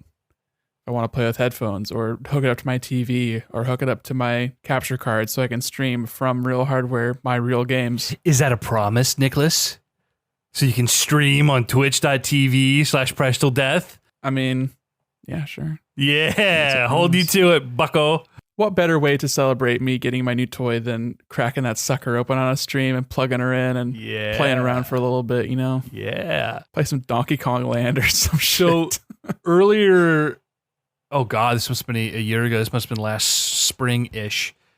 You were streaming a lot, and I remember being at my parents' house, and I was just hanging out in bed, going through like Pokemon cards or something. I had been going out, last year with Daniel, the little brother, and like, buying cards and taking them around to all these old shops. I'm just sitting there like watching you stream Game Boy games, and you were playing, I think, Pokemon Crystal. And after about 2 hours, I'd like dip down for a nap, just a little 20-minute little siesta, right? And Daniel comes in. You like swore, you said fuck or something. And Daniel creepily, apparently just chilling, watching my laptop that's sitting on the bed while I'm sleeping, gasps and wakes me up and is like, Nick just said a bad word. I'm like, no shit, asshole. Why'd you wake me up? So to this day, what's he gonna do? Tell on me? So to this day, over a year later, whenever I bring up Nick, and he's like, he always gets my friends confused. The fat bald one is Max. Brandon, the big guy who wrestled me. That's how he describes Brandon. And then with you now, he says, the one who said the F word on Twitch. Yep, that's him. The one who said the F word on Twitch. Notorious. I could put that on my Twitter profile. Oh, man. So yeah, I like when you stream because a lot of the time I'll even just put you on like a podcast and just listen to you chat and play your games. And it's like the comfort of my homie who I haven't seen in fucking 9 months in my pocket. Sometimes I'll watch and put on the big screen when I'm on the couch and talk shit while you die at Mario Maker. You don't talk shit enough. You're the one that's like talking shit in real life, but I can't hear you in real life. You got to be like typing it out so I can see it. That's honestly the biggest barrier to me with Twitch is like interacting by typing with somebody who's talking at me is just so obtuse. I hate it. That's why you got to stream and just patch me on a Discord call so we can fucking chat while you're doing your thing. I'll guarantee you this right now. Nobody wants that. Have you ever tried watching someone stream and you just hear all their shitty friends talking in the background? It sucks. Well, lots of shitty friends suck. But like, I watch Bob Wolf stream and he has a guy who like kind of moderates, but is mostly just there chatting with him. And it's fucking great. It's fucking great. I could be that guy for you. You could be my guy in the chair. Yes. Make this a Spider-Man reference. Also, speaking of Spider-Man, watched Far From Home last week. 2 weeks Finally? ago. It was all right. It was fine. It's fine. Yeah. The new Spider-Man movies are fun. It's not what I want out of Spider-Man, but I appreciate that they're not bad. Homecoming was infinitely better. That also was fine to me. Keaton Vulture was just... That was cool. He was very cool. Gyllenhaal, Mysterio, whatever. I liked him. I will say the sequence, spoiler alert for Spider-Man Far From Home, the sequence when he goes into the fucking fever dream, that is everything I ever wanted from a Mysterio sequence in a movie. That was flawless. But yeah, it was mostly just whatever. Like I care less about the fucking teen dramedy. Like I want Spider-Man, man. You know what I mean? Peter Parker should be there to serve as Spider-Man, not the other way around.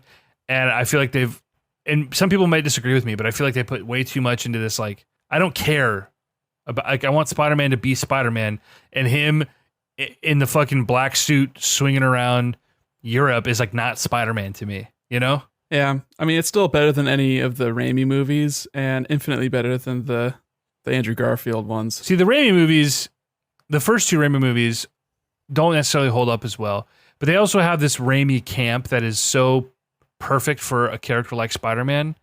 Sure, the direction was good, but the story and like what they focused on were not. And Tobey Maguire as Peter Parker was just bad. Yeah. He was a bad Peter Parker. He was a good Spider-Man, bad Peter Parker. He wasn't even a good Spider-Man. He was just Tobey Maguire. He was serviceable. He was milquetoast as fuck, bro. But I mean, you can't deny the impeccable casting of Willem Dafoe as Green Goblin. Flawless. As Norman Osborn. Save that movie. He's a bit of a scientist himself. He was. All right. Back to formula. Fuck, man. He was great, though. You know? Spider-Man awesome. 2, what's his face, is Doc Ock. Also very good. Real quick, I want to loop back to the analog, because there's something that I definitely will not take advantage of, but I know you probably will play with it, and I'm excited to see it. The music thing? Yeah, the little chip tune. I don't know enough about it. It's weird that they don't have LSDJ, but they're doing that one. I feel like LSDJ is the much more popular software, but maybe they just couldn't license it or something. I don't know what LSDJ stands for, what it is, but I know it's a music thing. Little Sound DJ. Okay. I saw something about that today, actually, on a Crix EverDrive forum. People use the EverDrive specifically for... Yeah. They Okay. use flashcards for that so they can use real hardware when they're mixing. Do like live shows and stuff. Yeah, I'd be curious to see what comes of that. You know, you fuck around with music every once in a while, and sometimes you make some cool shit. Cool that they have a pack in. I'm kind of surprised they aren't packing in like one of the indie games that have been made. It's also cool that they're putting in the GB Maker in the Game Boy as well, I believe. Right? I couldn't Packaging verify it with a couple things. I think it's got the GB Maker, which is cool. And it's something that I've wanted to tool around with. that would be really cool. That's something you should do on stream for the people. Nah, it's too much. Or you could It's at too much least pressure. you stream for me anyway, while I eat nachos and watch you doodle. Cool. I saw you were on the Discord last night. I turned my laptop on because my laptop died in the middle of our chat last night. And when I plugged it back in and I turned it on, it like automatically called you. Yeah, I saw that. It didn't like give me any notification for it though, which is weird. Okay, because I came back to my laptop and it said, like when I opened it back up after it charged, it said that it ended like a 17-minute call with you or something. And I was like, I don't remember that. Yeah, I saw you guys were fucking around with more music stuff yesterday, and I checked all your links this morning and shit. Yeah, making some bardcore. Hardcore, dude. Just downloading some lutes and mandolins. We did a cover of a Linkin Park song. That's super cool. I heard Pretty you cool. started working on id by Veil Maya. Yeah, I covered id. So are you just downloading? Are these MIDI maps? Do they already exist in the world? The Linkin Park one existed as a MIDI. The Veil of Maya one, I had to go to a tab website and then draw it out myself, Okay, that sounds which like took a lot. little bit more time, but it was fine. Only took like an hour or two to do one song.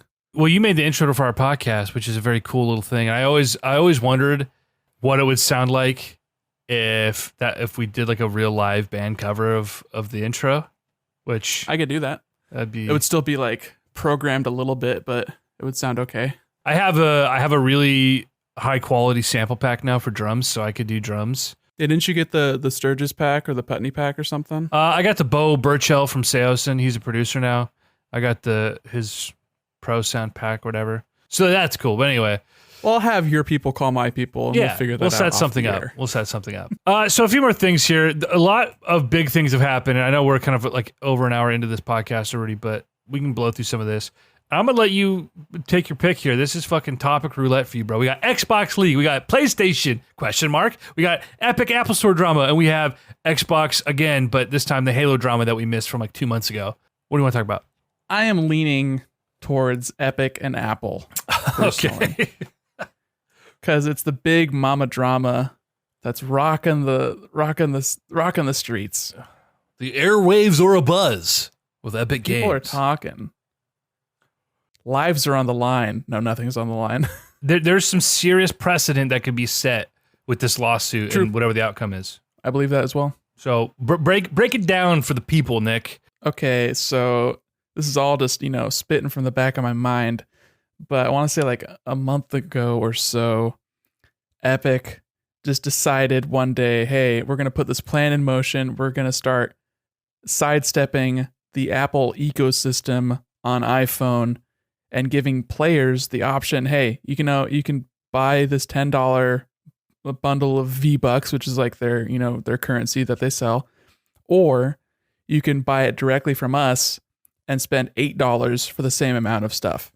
Because everybody knows this, sort of like it's not a secret, but Apple takes a 30% cut of all money transactions made through their iOS store. So to clarify, if you bought it in the app, you are paying the Apple tax. But if you were to go like in your browser and buy it, it would show up on your account, but you're circumventing Apple's. Yes. Okay. But Apple doesn't want developers to show people that they have the option to buy elsewhere. And also it's a convenience thing. Like, I think it's similar with like Comixology and other apps that you can buy things and then use those things on your phone, but they don't allow you to buy them on the phone anymore because Apple would take a cut. So you have to like go through a browser and buy it that way. And then it's redeemed on your account, and then you use your account to log in and look at the things you own. This explains why you can't fucking buy anything on the goddamn Amazon apps. Holy shit. I never knew that.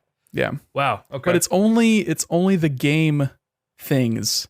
Like, I don't understand exactly why there is a separation. Like, for media, I believe, because I think there's a reason why. It's because Apple has competitors in that market. So if you want to buy a movie on Amazon, Apple would rather you buy it through iTunes. And because they own the platform, they want their cut, or they want you to buy it through their thing so they don't have to give a cut at all. They get the whole piece of the pie. Right. What's the version of the Play Store on iOS? Is this the App Store? App Store. The App Store. App Store, but it's not even it's just games. Like, if you have the Amazon app and you buy, a bed sheet for your house, Apple's not getting 30% of that money. Right. You're not getting 30% of your PayPal funds. You're not taking a cut when you send me Cash App stuff. It's only through games and things that Apple has direct competitors for, essentially, but also not, because they're not taking a cut of your Cash App sending. They would just rather you use their version of the Cash App, which I think, do they own Venmo? I can't remember. Facebook owns Venmo. Okay. So it's just very shady practices. Obviously, they're trying to make money. So this is really just Epic, rightfully, I think, finally said, wait. Why would we give any money to Apple? Let's just make this cheaper and consumer friendly, and we make more money. Right. Yeah, it's a ludicrous thing. So the drama is that Apple got petty. They said, we don't like that you're doing this. I don't think it was violating a terms of service, right? No, that's part of the terms of service, is that you can't circumvent the Apple economy of taking money from people, basically. You can't process payments individually. It has to be processed through the App Store. But again, like you brought up, they're not processing Amazon payments or Cash App going ons or you know what I mean? eBay. So it's just the precedent. It's just Apple being very specific with the things that they allow and don't allow. Right. So Epic said, fuck you, bro, because Apple got petty about it, and they were like, okay, we're rescinding your development status or developer status. Oh, man. And so Epic is lawyering up. They get that China money, bro. They got 40% ownership by Tencent, but it's not like Apple doesn't make money from China either, via not spending very much on like processor parts and stuff. Apple's going to end up a $1 trillion company, It already is. They already passed $1 trillion. Are you serious? Yeah. Jesus. When did that happen? I think the day after this whole fiasco went down with Epic. Damn, it's that's really crazy. funny because you hear people, big commentary whizzes on the internet talking about, Epic's not a small company. It's like, well, dude, if you're a $17 billion company versus a multi-trillion-dollar company, you are definitely a small company. I don't think people can grasp those are not comparable. how much money a trillion versus a billion versus a million is. It's absurd. Yeah, exponential. It's. I mean, just visualizing 1 million versus 1 billion. You've probably seen the guy on the internet with the fucking beans or whatever on the desk, or like the Minecraft thing. Right. That's an unfathomable gap. 1 trillion, bro? Yeah, no, they're a $2 trillion company. That's As insane. of August 4th, That's the unreal, world's man. most valuable company. Wow. So yeah, I'd say that definitely Epic is fighting the bigger fish in this scenario. And I believe with the intention of wanting to have their own storefront on iOS, which yes is self-serving, but it is also like, yeah, why not have multiple storefronts on the platform? It'd be weird if you couldn't have Steam on Windows because Microsoft didn't make Steam. And that's why Windows got hit with antitrust stuff in the late 90s, because they were disincentivizing people downloading alternate browsers from Internet Explorer. Like even just using an internet browser was a big enough deal back in the 90s, but now everyone just takes it with strides that you're on iPhone and you just have to get everything from Apple because they make the hardware. It's like, well, no one gives a shit. It's a multi-surface device. Like everyone does everything with their phones now. Their phones are their computers.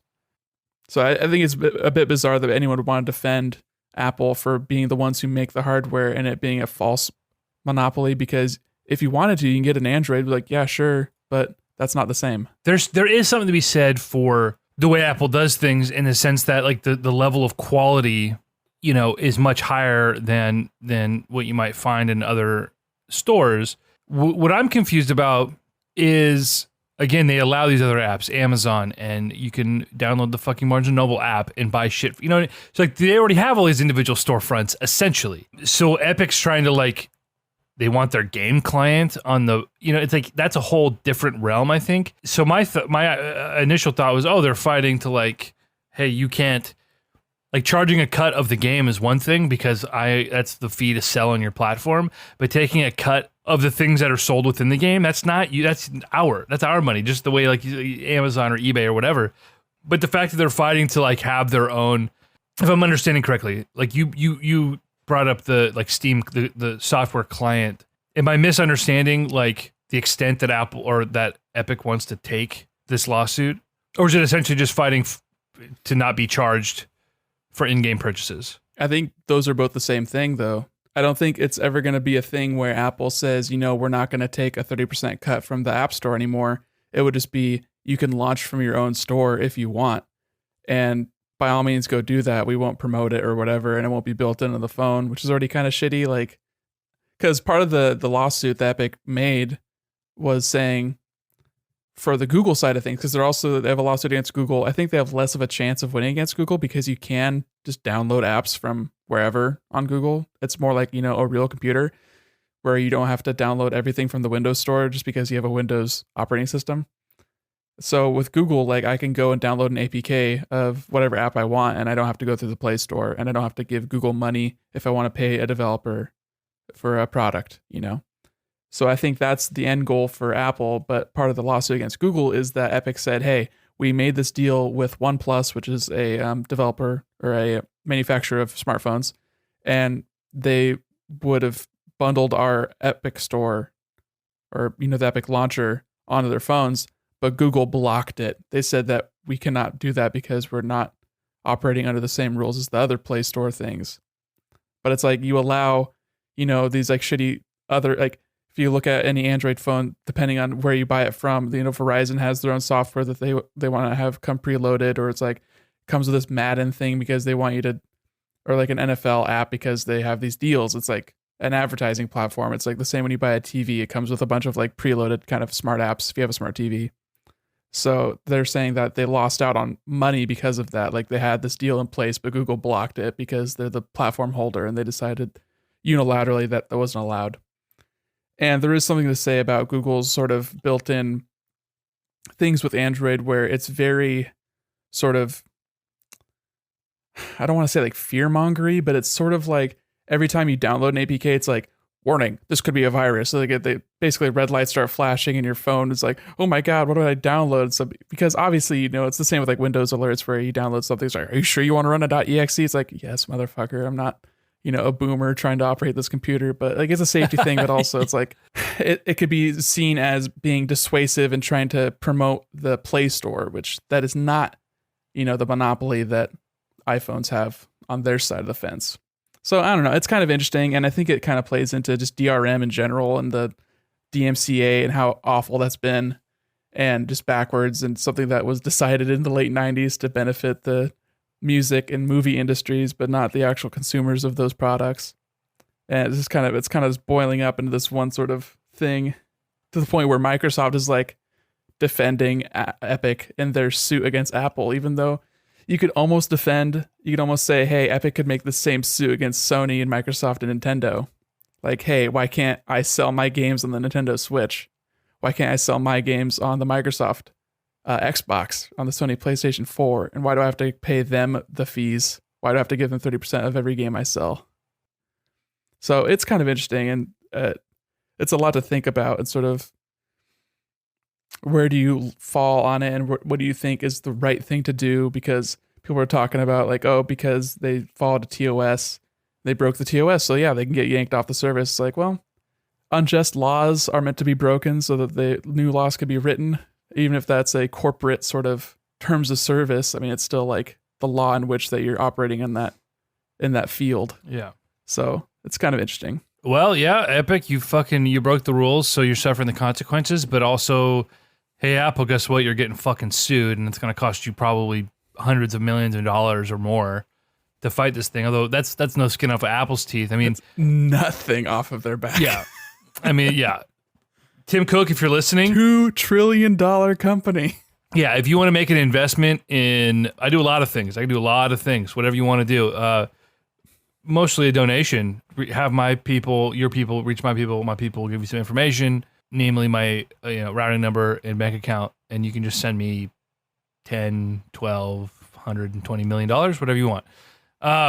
Yeah, I think we're all rooting for Epic, even though Epic has done a lot of shady stuff of their own. I think just the precedent that I could set is not only important for like a lot smaller developers who this would benefit, and smaller startup companies, but just, again, being consumer-friendly practice. Although, you know what, fucking Epic, what they would do is they would win this lawsuit, and then they would just start selling the shit for the same $10, except they're taking home 20% more of the cut, which, so it may not really end up benefiting consumers in the long run anyway. Yeah, but that doesn't matter because Epic isn't the only company that would be able to benefit from this.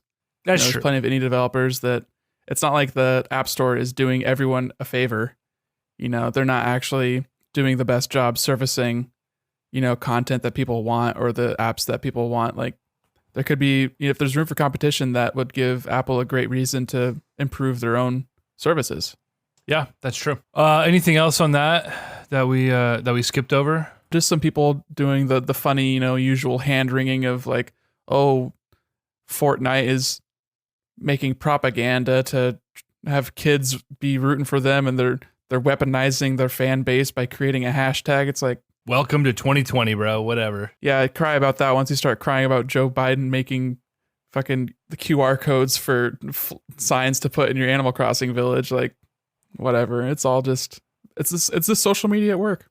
Yeah, this is the beast we've created. I thought personally, a lot of people being like appalled that they did the 1984 parody commercial.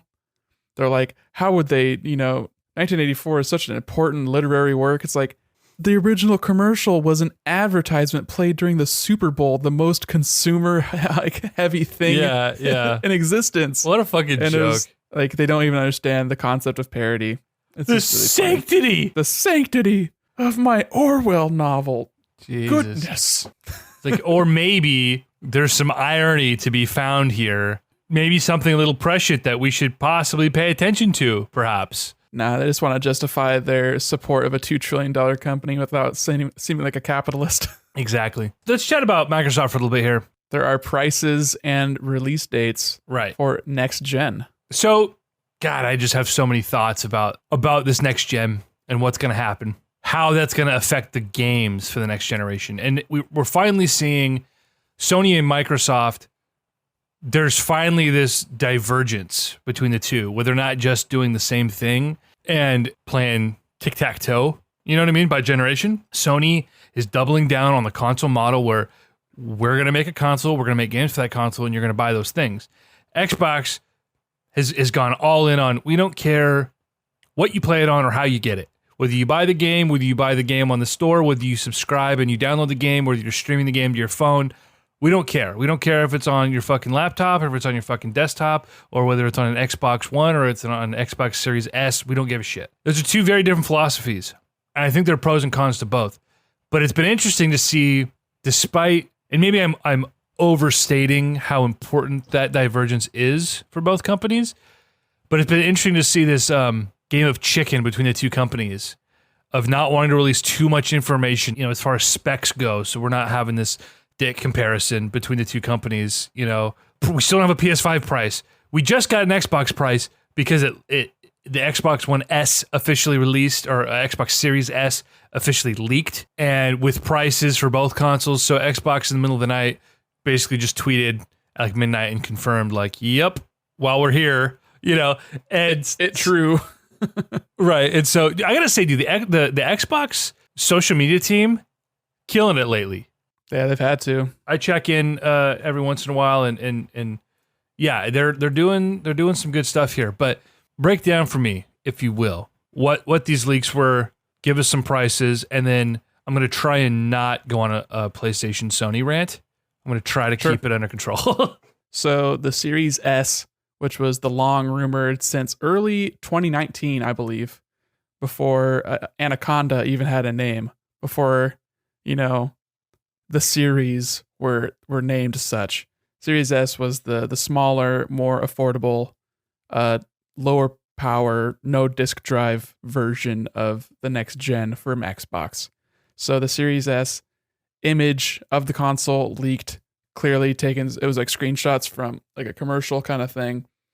And this included a date and a price. So the cheaper version of the Xbox next gen is $300. And then the big beefy boy is sitting at $500. And the Series S is less powerful than the One X, which was the upgrade model of the Xbox One. But it does still take advantage of the newer generation GPUs. So it does still have the option to do hardware-based ray tracing and variable rate shading, variable refresh rate, 120 hertz, all these kinds of fancy things. I'm assuming it's got like deep learning super sampling, which is technology that NVIDIA has been really touting for the past 6 months or so. I'm guessing the new AMD cards are going to be doing something similar. So you're going to be having a better upscale than like what PS4 Pro currently does, which is, I'm not a big fan of the checkerboarding, but the deep learning super sample is pretty cool, actually, going from like a 1080p image and going up to 4K, and it's still looking like pretty good, considering, especially if you have the more frames to deal with, because it's sort of a composite of the prior frames and then upscaling and making things look really nice and crisp. Obviously not better than native 4K, but pretty comparable, honestly. But there are diminishing returns at a certain point, and so many people don't even have TVs that or monitors that even support some of this stuff.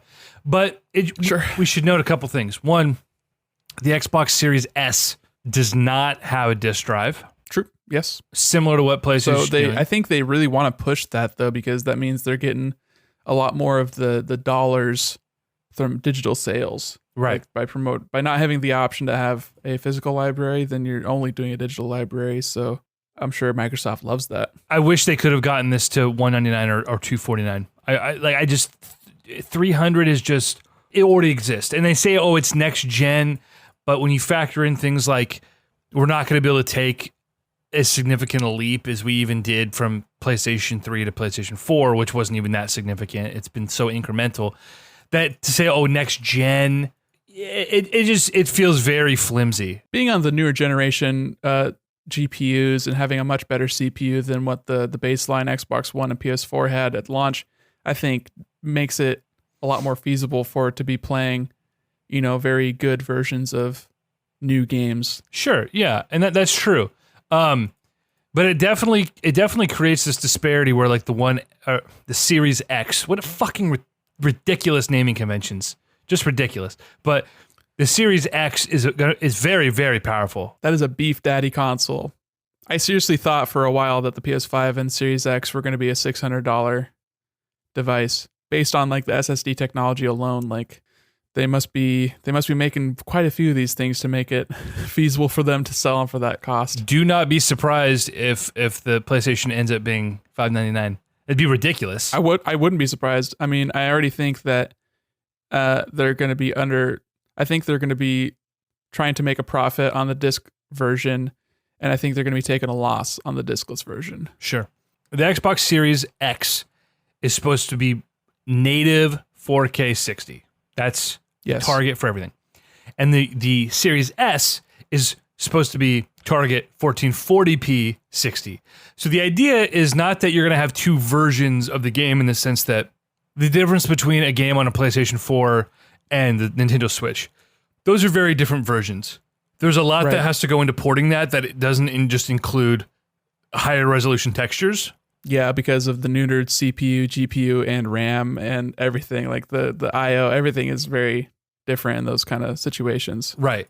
So on the Xbox games, it's not even going to be like the difference between, like theoretically it's going to be even easier than the difference between a PS4 and a PS4 Pro. It's going to be easier for developers to just crank the sliders and say, all right, we're going to output at high resolution, but you're essentially getting identical games just with obviously a different target resolution. So that's cool. Like that's a great idea. I don't know. I mean, $499 for the Xbox. Looking at the specs, dude, it's really powerful, and the PlayStation is much less powerful. And I don't know how much of a factor that's going to be for people, or how that's going to impact sales. But I can tell you, it irks me. Yeah, I wonder how much it's going to even affect like video game fidelity. If they're going to be like, hey, check out our load speed being 20% faster on PS5 versus our 1440 checker box upscale to 4K versus the native 4K on the Xbox Series X. And does this matter on your 1080p television, or what the market even looks like for 4K users, if that's like a selling point that matters? Or I think really it's going to come down to the dollars and how much the PS5 costs. And if it's going to be that, and like just the array of Sony first party, I think is the main thing. And also whatever deals that they make, because they still have a marketing deal with Call of Duty. So whenever you see a Call of Duty commercial, you're going to see the Sony logo, and you're going to be seeing that sold to you on the PS5, even though it's going to be available everywhere. So I wonder how much that matters and what that even looks like in a launch year, because launch lineups are always garbage. Like, look at the PS4 launch lineup. What the fuck were you playing on that thing for the first 6 months? Like nothing. You're playing Black Flag and like, wow, it's in 1080p now. This is the thing. The different approach from both companies now. I try to think about this from the average consumer's perspective. Like, I try not to think about, the way I think about games, maybe the way you think about games, is different than what the average mom or dad or the average 20-year-old kid with some expendable income. Like, a lot of people just want to play. They want to play their Call of Duties, and maybe you have someone who wants to play their Gears, maybe you have someone who wants to play their Spider-Man or whatever it is, right? The price for Sony is going to be crucial, and they're lucky that Xbox did it first. I guess they were forced to, because, well, there are two things. Is one, knowing how much less powerful the PlayStation 5 is, if you price it at $499, how do you justify that the Series X versus the PS5? Can you just say, well, you get Spider-Man and fucking Horizon on PS5? Is that enough to justify the extra cost? So then the next question is, well, they could just go crazy and say, fuck Microsoft, we're going to sell it for $250, which is like not going to ever happen. But then there's sort of this reverse psychology thing where, like, okay, they're going to sell it for really cheap to undermine Microsoft, to erase whatever edge they might have in this new approach they have with selling consoles and making games available on, essentially with PC. Everything. Everything. 5 consoles. xCloud. Right. six platforms. Right. So do they just say, fuck it, and we're going to sell this thing at a massive loss, but we're going to sell 100 million consoles in the next 2 years? Maybe that's unreasonable to even think, but... And if they even have the throughput to even make that many consoles for it to matter. And you can't make a console more expensive, so they'd rather probably start out high and then do a price cut in a year when there's more available and they want to really boost the sales. Well, so this is Sony's currently problem. This is currently their problem. And this is, again, I think you can probably attribute to their hubris of thinking they own the generation. This has happened every generation. Whoever wins the generation, it's usually by a fucking country mile, and then they have this fucking hubris that leads to them to, whether it's Nintendo, with the Wii U thinking, well, we're going to ride high on the Wii name. Well, that didn't work. Or it's PlayStation thinking, hey, we sold 180 fucking million units. Let's just slap a $600 price tag on this thing and we're going to sell gangbusters because we're PlayStation. That failed. Well, there was Xbox who thought they could come in with all their DRM bullshit thinking, well, we own the last generation. They're going to eat up whatever we give them. Well, that didn't fucking work. So I think, I don't know if this is hubris on their part thinking, well, you know, because they had to have known what Microsoft was doing with their consoles. They had to have known. So for them to come out and say, all right, we're going to give you a console that's half as powerful, but we're going to charge you just as much. But hey, Spider-Man, that's going to fail. And if they come out and say, well, not fail maybe in the sense that it's not going to be a Wii U, but they're going to get beat by Microsoft. If they come out and say, all right, we're just going to undermine Microsoft and say, fuck them, here, come buy the PlayStation 5 for, $249 or even $299. If they sell the PlayStation 5 and it's competing against Xbox's perceived like lesser console, I think there's going to be this reverse psychology where people will say like, is it less powerful? Why is it cheaper than their cheap machine? Like, and people are going to suddenly under or devalue it in their minds. Yeah, the perceived value. Right. And that will be a big problem for them. Like, well, why? I'll just buy the Xbox then. Yeah, and we don't really know much about what Sony's even planning on doing to sell their consoles besides their weird sort of sign-up lottery pre-order for a pre-order kind of thing that they did a few weeks ago. But I think something that cannot be emphasized enough is how cool it is that Microsoft is doing something similar to a phone where you can pay monthly. And they're doing that not just from Microsoft stores, but they're doing it through like all the major retailers, Best Buy, Target, Walmart, even GameStop. For as long as they're around, you can sign up and spend $25 a month to get your cheaper Xbox and pay it off in 2 years and have Game Pass Ultimate that entire time. So you're playing a huge library of games, and they just teamed up with EA. So you're getting all the EA games too. That's on their EA Access plan. And it's just, I think that's a really appealing thing for someone who's just trying to like get in early and just wants to not drop, $600 on both, a console and hardware to go with it, extra controller, an extra game. Like you're not spending $500 at launch for a $500 console. You're spending at least $700 if you want to get some things to go with it, which you do. And for a penny and for a pound. $25 a month. Is that for the Xbox Series X? That's for the Series S. Series X is $35 a month. So for the Series S with Game Pass, $25 a month, which is very affordable. That's $600 over 24 months, right? With Game Pass Ultimate, which is $15 a month standard. Right. So that's less than the price of the console in Game Pass Ultimate over that time. Significantly less. Right. Which you have to qualify for, but I haven't seen like what the qualifications are as far as getting that, because it's like a loan sort of treatment. It's I can't remember what it's called, but I haven't looked too much into it. But like for people who qualify, like, yeah, I think that's a really good way of going about it. That's really cool. It's a contract term. I mean, how many people buy their phone outright? And also part of the phone thing is I think consumers, since the last consoles have come out, not only, iPhones were already a thing, smartphones were already a thing in 2013 when the new consoles came out, but I don't think people were like as indentured into the cycle of, waiting every 2 years till you get your upgrade and then moving on to the next phone, putting up with your old slower phone for a year when you probably would have bought it yearly if it was affordable, but because it's not, you're going every 2 years and you're paying it monthly and you're sort of like stuck in that sort of loop. And I wonder if through the advent of that and also everyone having a Netflix subscription, everyone having a Hulu subscription, if people are sort of ready for the subscription of paying off your device is sort of just like part of the mindset, and if that would really slot in easier, or if people are still like waiting for the $700, end of November big splurge purchase and just like having that warm gooey afterglow that you feel after you make that kind of big purchase, if that's what people want, or if people want to do the monthly thing and actually, the way they buy everything else nowadays. Something to consider, and we've talked about it before, but dude, there are a lot of very poor people in America. Yes, the majority of people. Yeah, that gap's only growing, and we're coming off of the initial COVID hit, and we're falling from a recession into a depression. And the idea that, oh my God, come Christmas time, I can't buy my kids an Xbox for $500 because the world's falling apart. Guess what?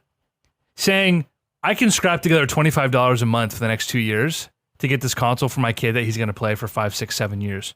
Like that is so appealing. I mean, I might get a fucking Xbox One X for $35 a month with Game Pass Ultimate just to try it out. Yeah, you're not necessarily the target market for that console though, because you had a One X, right?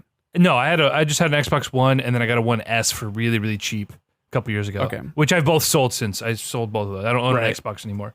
Another thing, just sort of side tangentially, they're upping the price for the Game Pass on PC, which is kind of a bummer. They're Yeah. out of beta soon, so I was paying $5 a month for that, which was really nice. But it's going up to 10. Yeah, unless they fix their fucking app, it is not worth $10 a month. $5 a month has been fine. Yeah, the app's a bit of a bummer too. The games on PC are not a very compelling collection, and they rotate games out so quickly. It's a pretty good collection, honestly. Like, I've downloaded more games that I've played. I think there's still like a pretty good selection. If they could have parity between the two, if you could have every game that's on console on PC and vice versa, I think Way that'd be more a lot appealing. better. But Yeah. I understand that not every game that's on Xbox is on PC as well, and the other way around.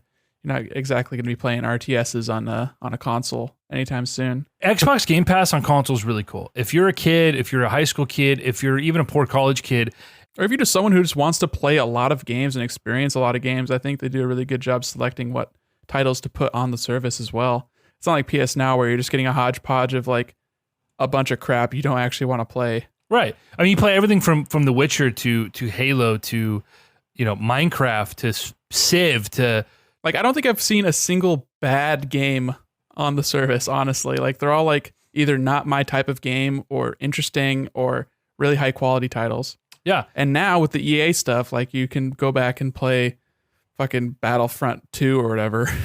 Right, that is going to be interesting. They're incorporating the EA Play into Xbox Game Pass. That service is a really good value. And again, for $25 or $35 a month to get a brand new console on launch day with this insane service, you're going to have literally hundreds of games at your fingertips.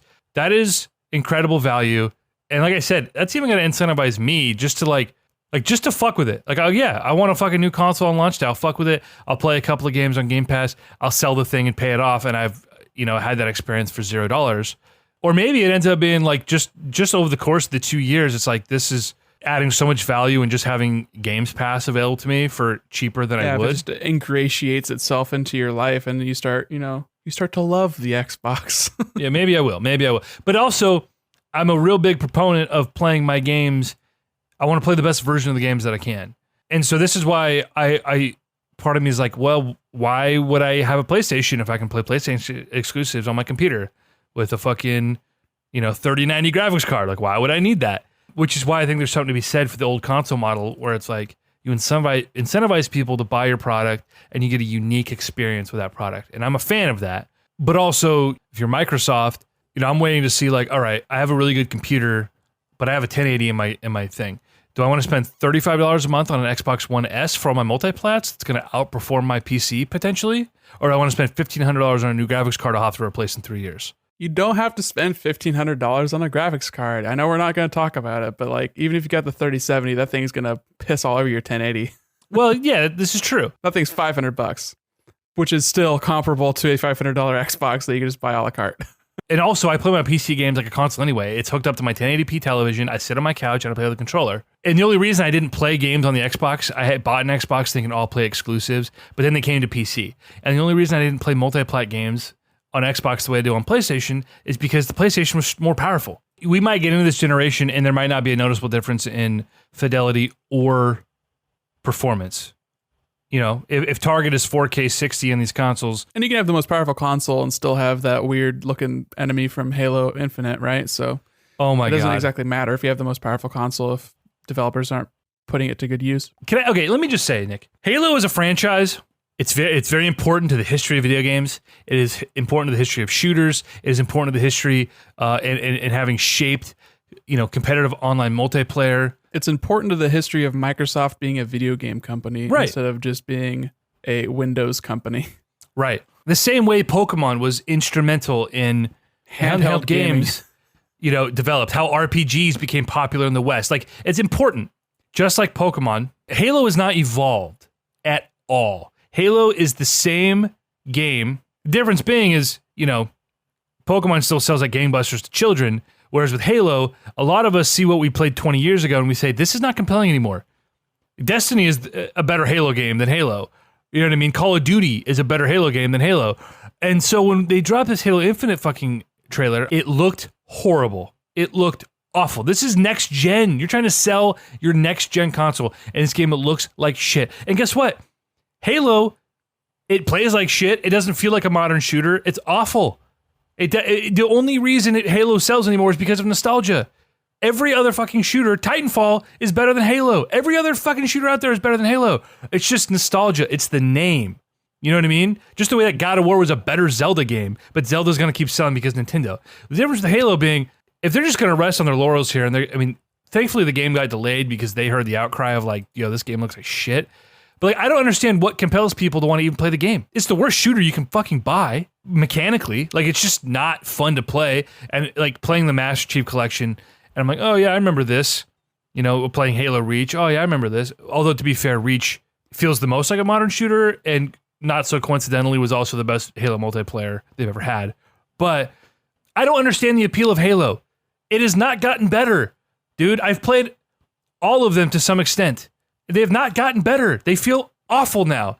And maybe I'm being hyperbolic, or maybe I'm just being a stick in the mud, but like, it makes me mad to play Halo because I'm like, this is not how a shooter should feel in 2020. And so maybe they fixed some of that in the new game, but like, based on that trailer, that was real fucking rough, dude.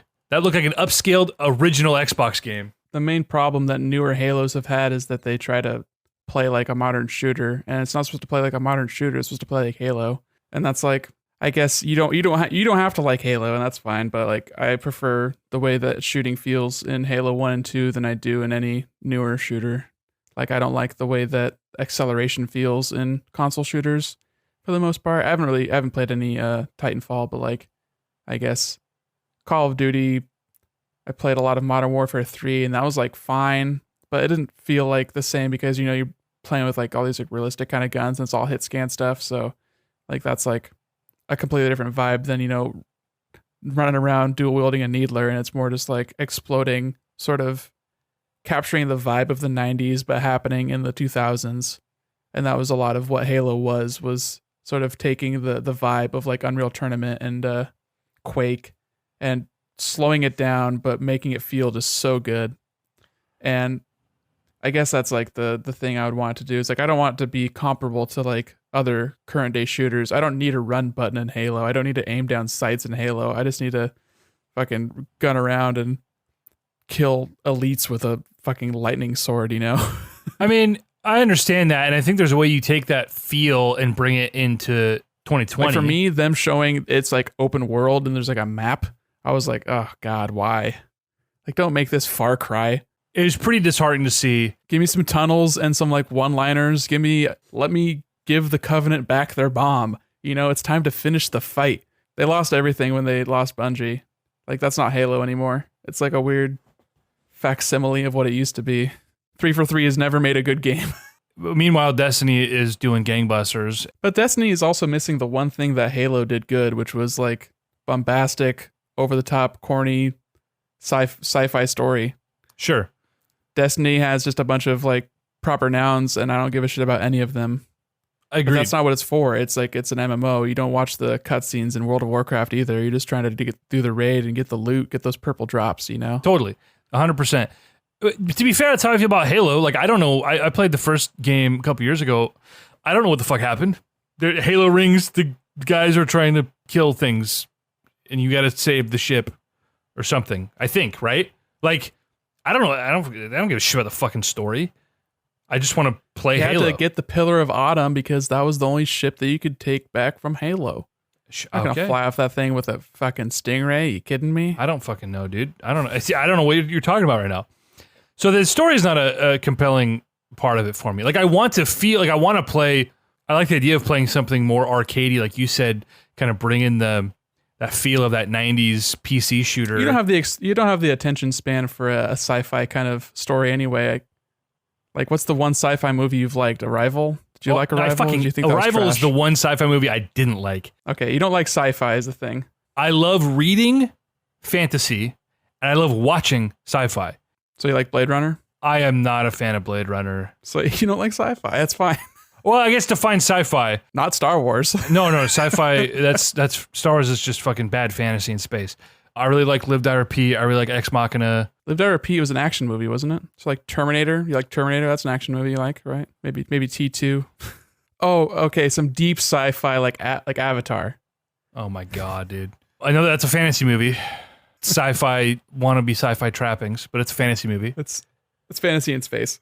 Exactly. It's Star Wars. It's poetry. It rhymes. Yeah, Arrival. I had some issues with that movie. I more had issues with how people thought it was the best fucking sci-fi movie it's ever been made, and it was like another one of those like, I don't know if this is the best sci-fi movie that came out this year. To go on the record, I liked Arrival. I wasn't like enamored with it. I liked it. Thought it was very enjoyable. I liked Blade Runner 2049. Very enjoyable. So I haven't seen the new Blade Runner. Like the OG Blade Runner as well. I haven't seen Live Die Repeat, but it sort of seemed like just like an Emily Blunt, Tom Cruise action movie with like some trappings of like a premise, right? Sort of like Minority Report, but not based on a. Was it based on a book? I don't even know. Well, it's the reason no one saw Edge of Tomorrow was because it just looked like a generic Emily Blunt, Tom Cruise action movie. But no, the whole Groundhog Day, like the way the mechanics work with the aliens was totally fucking cool. Criminally well, it's not underrated. Everyone who watched it is like, this is phenomenal. Why did no one watch this? But I just watched Interstellar a couple weeks ago for the first time in like 5 years. I don't love Nolan movies. They're very watchable, but God, they need to shut the fuck up sometimes. Yeah, the exposition can be a lot. But that's what I appreciate about Nolan movies is that he can take really difficult concepts and make it easy for someone like my dad to watch. Or easier, I guess. He's the only one in Hollywood who can sell those ideas to studio executives and also mass markets. Right. So props to him for that. Yeah. But anyway, as far as Interstellar props goes, to that millionaire. I think Interstellar is probably the best Nolan movie, and there's so much there on a rewatch. And my beef with Arrival, well, besides the fact that Amy Adams is like really, really hard to watch, it was almost the opposite of the Nolan thing, where like it seemed to jump around so much without enough detail as far as to what's happening. It's this very broad sort of thing, and then at the very end, it's like this weird Deus Ex Machina / like self-fulfilling prophecy. It was just so poorly done. I was like, Nolan's movie is another movie where like Interstellar was kind of had the same ending, the self-fulfilling prophecy. Because initially when I saw the movie, I had a problem with that. I was like, that's kind of a buzzkill of an ending after like what was really a phenomenal lead up to it. But when I watched it again, no, this really works for me. You start to pick up on some of the nuances throughout the movie and the seeds he was planting. This wasn't a Deus Ex Machina like out of nowhere. Like this was very deliberate, and it was actually kind of really cool. It's not one of those movies where like you have to really be paying attention to every little bit of exposition or you're gonna miss something, and that can be frustrating in a Nolan movie. He loves that. He loves old British guys. You can't quite understand what they're saying in the movie. And you got to turn subtitles on, because if you don't, it just kind of sounds like, why are you talking like that? You don't know what I'm saying right now, do you? So, I guess looking back on it, the thing I didn't like so much about Interstellar, besides it being the hokiest fucking ending of all time, and it just deviating completely from sci-fi into like weird romantic sci-fi fantasy, was nobody had anything to do except for Matthew McConaughey. Everyone was like a tertiary character. There was no like secondary protagonist, I guess. It was just really like kind of weird looking back on it. I can't remember like what did I can't even name the other actors. Like Ron Howard's daughter was his daughter or something, but didn't do anything. Had like a plot line where she had to like get out of the house because it was too dusty or whatever. No, but I'm your ghost Murph or whatever. She becomes sort of that second protagonist that we're cutting back to in the second half of the movie, but it took too long to get back to her. But then there's the other actress that's like on the spaceship with Matthew McConaughey. Anne Hathaway. I can't remember her name. Yeah, Anne Hathaway. She didn't do anything at all in the movie. Matt Damon didn't do anything at all in the movie except be an asshole for like 10 minutes. Yeah. Like there was no characters. I mean, Matthew McConaughey had like a great performance, and like I liked him, I guess, as being like the hokey astronaut guy. Like, I'm just a farmer astronaut who understands love. It's just so dumb. I would encourage you movie. to watch that movie again. But Anyway, I don't know how he got Anyway, it. Halo, right? Yeah, Halo sucks. Halo fucking sucks. And Halo Infinite looks like shit. And it's a good thing they delayed it because even Halo fans were like, yeah, nope. So, that's probably a good call on their part. God, I really need Cyberpunk to be good. I think it's going to be okay. The writing sounds really bad from everything I've seen. Like it's very much like a parody of 80s cyberpunk vibes. Well, it's not trying to be a parody, but it feels very contrived. It reads like one. It sounds like a bad Mad Max fan fiction. Parody implies it's intentional. Maybe it's like a caricature, a poor, facsimile. A caricature is much more intentional than a parody, I think, because a parody can be a bad parody, and it's like that's the vibe I'm getting is that it's like someone's trying to go for a vibe, but it's not quite hitting it. Well, you can be an unintentional caricature. Parody is a deliberate thing, and they're trying to make this very serious and dark and gritty and cool, but it just seems a little ridiculous. Are they? I feel like 9 times out of 10, their trailers are like coming off of a cool joke, like they're going for the Guy Ritchie kind of like serious but not serious dark comedy kind of vibe. Like we're Grand Theft Auto but better. That's the vibe I'm getting. Like they're trying to be like Grand Theft Auto, but it's in first person and also the future. And I'm sure like 10% of it will hit, but I feel like it's going to be a lot of like very cornball kind of shit. Which whatever, because I'm not going to get this game either way. Like it's not for me, but Sure. But it's for 80% of the industry or fans of the industry. So, I have faith in CD Projekt Red. But on the other hand, I'm like, well, they've made exactly one good game. The first 2 Witcher games sucked. They were PC games for PC gamers. So they suck. But PC gamers loved them. But The Witcher was phenomenal. The Witcher just did everything right. And yeah, I want this game to be good. The world interests me. Now I'm rethinking all the trailers I've watched and all those moments. And I'm like, oh no, are they trying to be GTA? It's GTA with neon. GTA doesn't work for anything else. They have this very distinct brand of like meta raunchy humor that just fucking works while also still like you get invested in the characters and take it seriously as this high stakes adventure. I don't think Cyberpunk is going to be half as self-aware as GTA is. And I think that's the main thing that's allowed GTA to stay relevant past GTA 3 is having like the high ridiculousness of like Vice City. And they've sort of just rode that wave through 4 and 5. Yeah. And I don't think Cyberpunk has the chops to copy that. That's the vibe I'm getting, at least. I think people are still going to love it. And also people have very low standards when it comes to like writing and story when it comes to video games, because you're just in the world for so long that it starts to just like not really resonate or stick out as much. But just from like watching trailers, I can see that it's not going to be something that I want to be a part of, I guess. Yeah. Stories in video games are so hard because we typically think of these like a conventional story arc is being this thing that you can't really achieve properly with all these intermittent, sometimes hours and hours of gameplay where like you can't really incorporate, and a lot of games have done great jobs of, environmental storytelling and obviously, just discovering, notes, and the whole BioShock, right? Discovering the audio tape kind of thing is one way of, so like trying to recalibrate and think of storytelling and gameplay as being its own beast. It's not like a book or a movie, which has a very conventional structure. And so I do disagree that like I think there've been plenty of games that have great stories and have been told in really interesting ways. But I agree that like there's way more shit out there than there is anything interesting or compelling. Games having good stories, it's always like a part of a game will have a good bit of a story.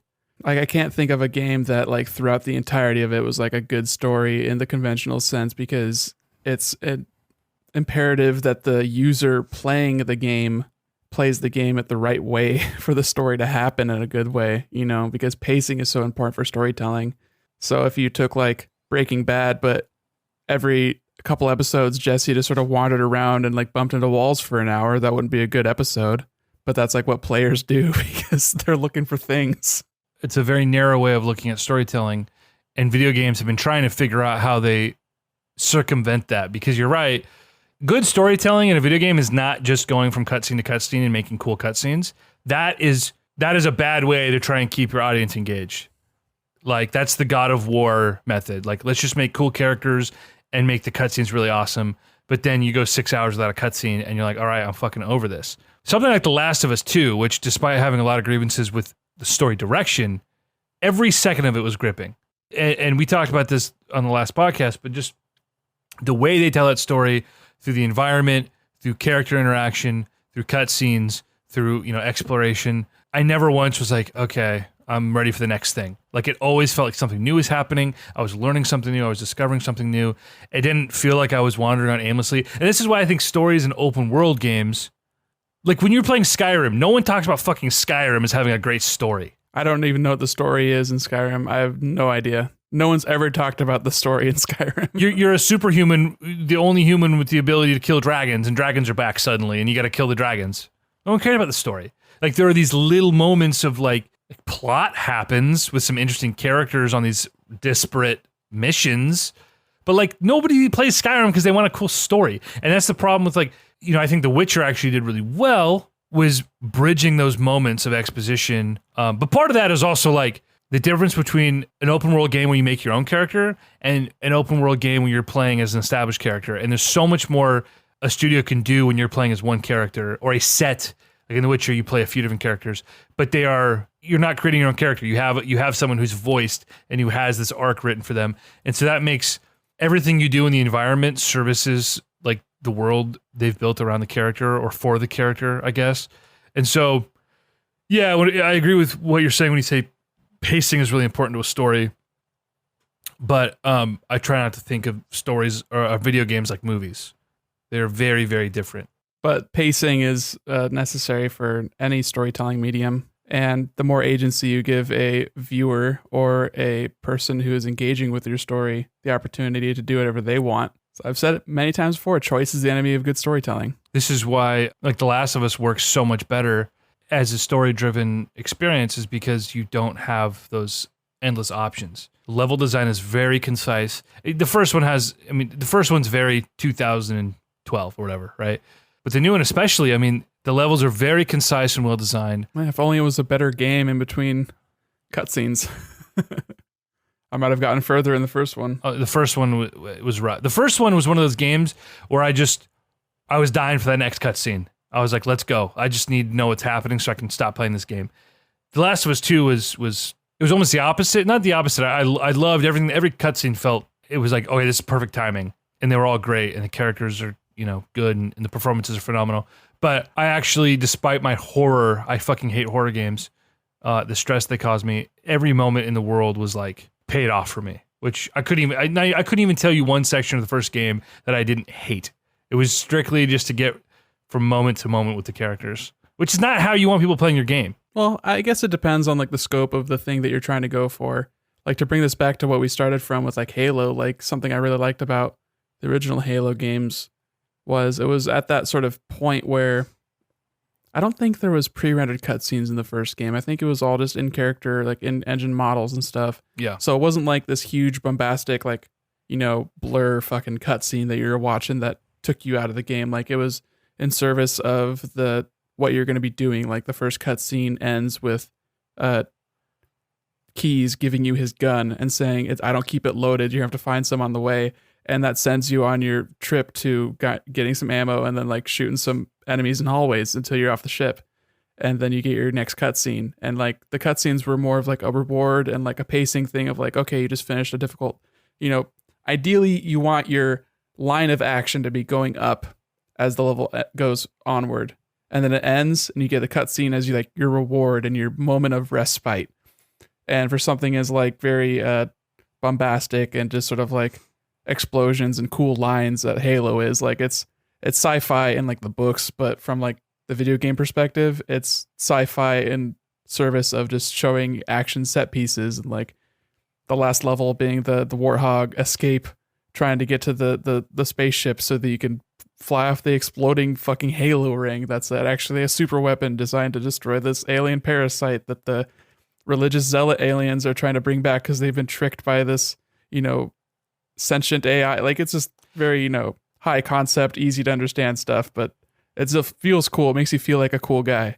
And that's like the point of the game is to make the player feel like a cool guy. It's not to tell a story about the cool guy. Like you are the person inside the suit. That's why they don't show his face so that you can be that guy. That's called the Legend of Zelda approach. Yeah. That's why Link can't talk. Yeah.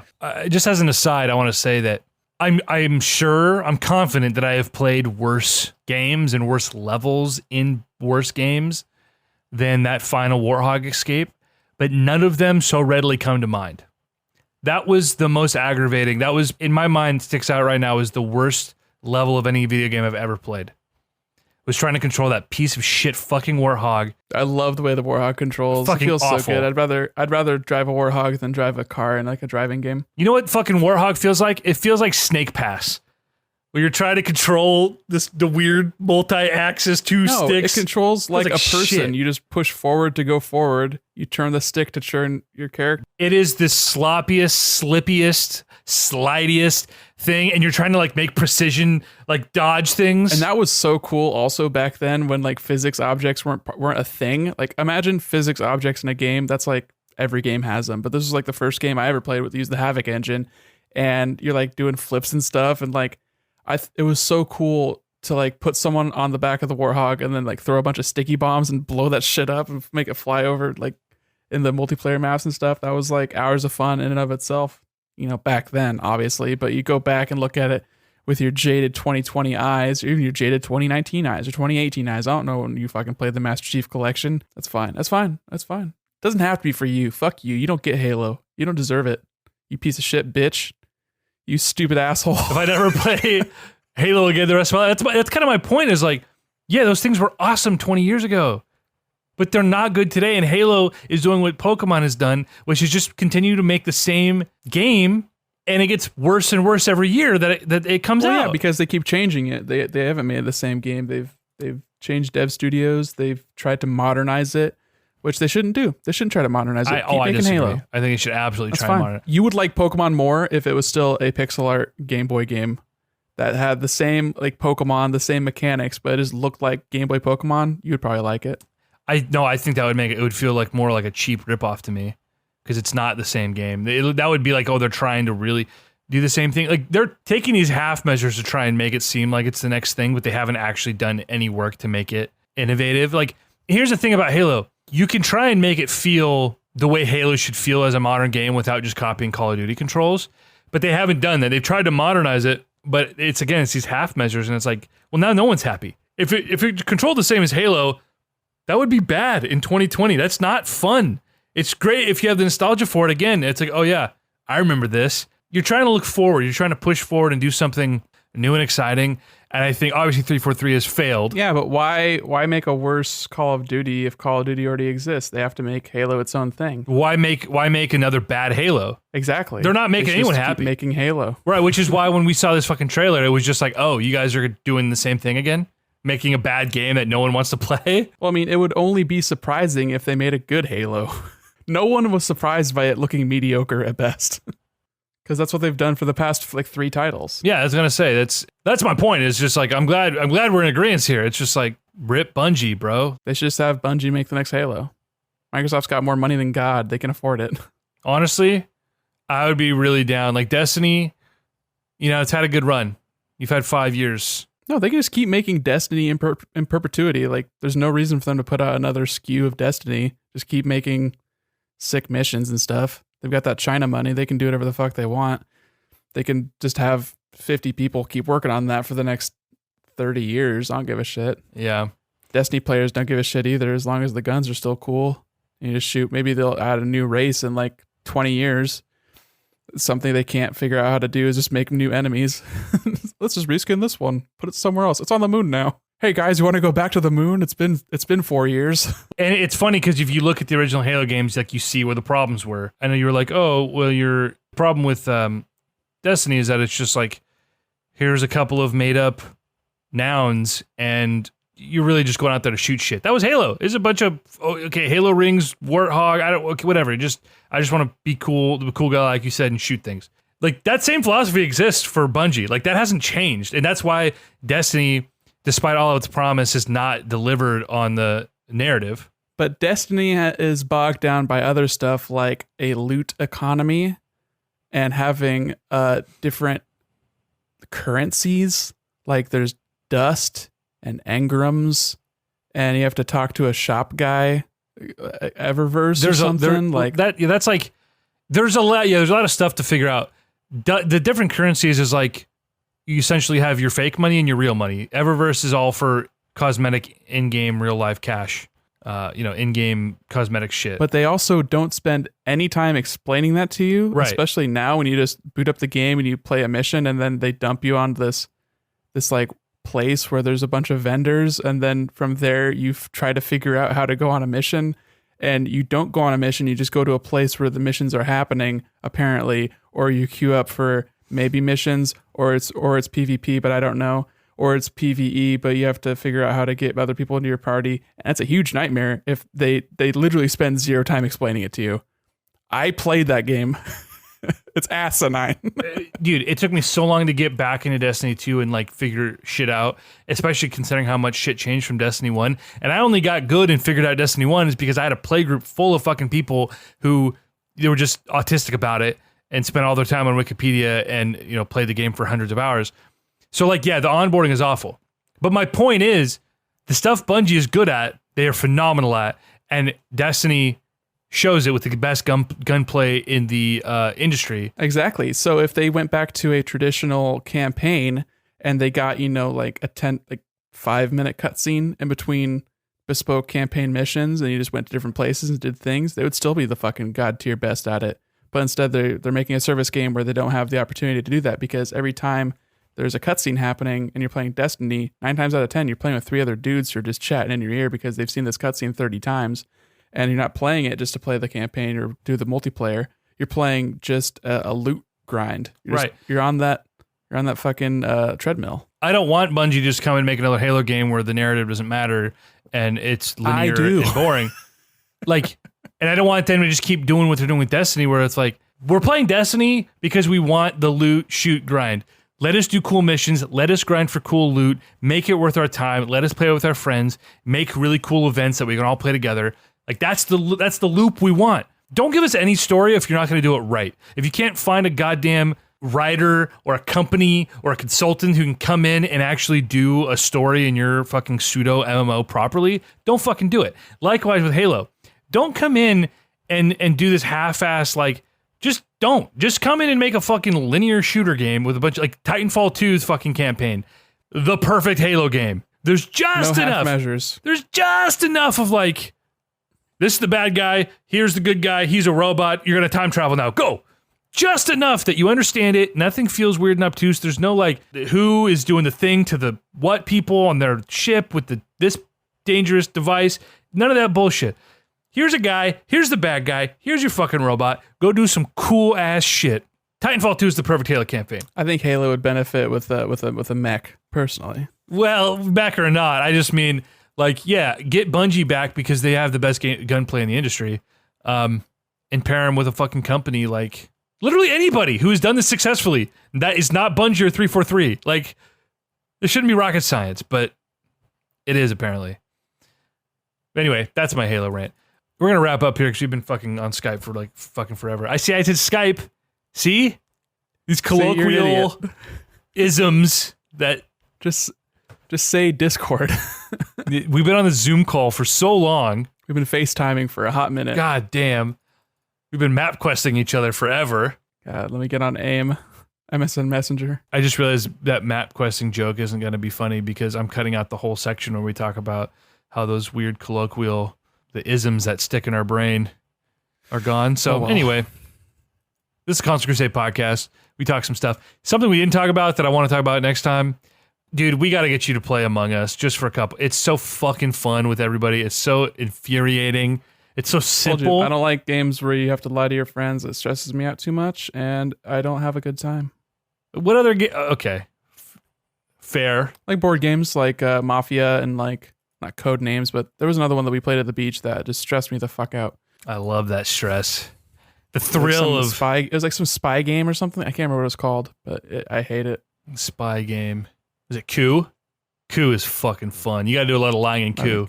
Might have been cool. Stressed me out. Can't do it. Yeah. See, I love it. I love that thrill you get of like trying to deceive people without actually breaking relationships with your friends. Well, that's because you're a sociopath who just loves any excuse to practice lying to your friends. Okay, that's fucking stupid and not true. I wouldn't know what's true, EJ. I can't tell. Well, how sweet. How sweet of you. Console Crusade podcast. Give me a countdown.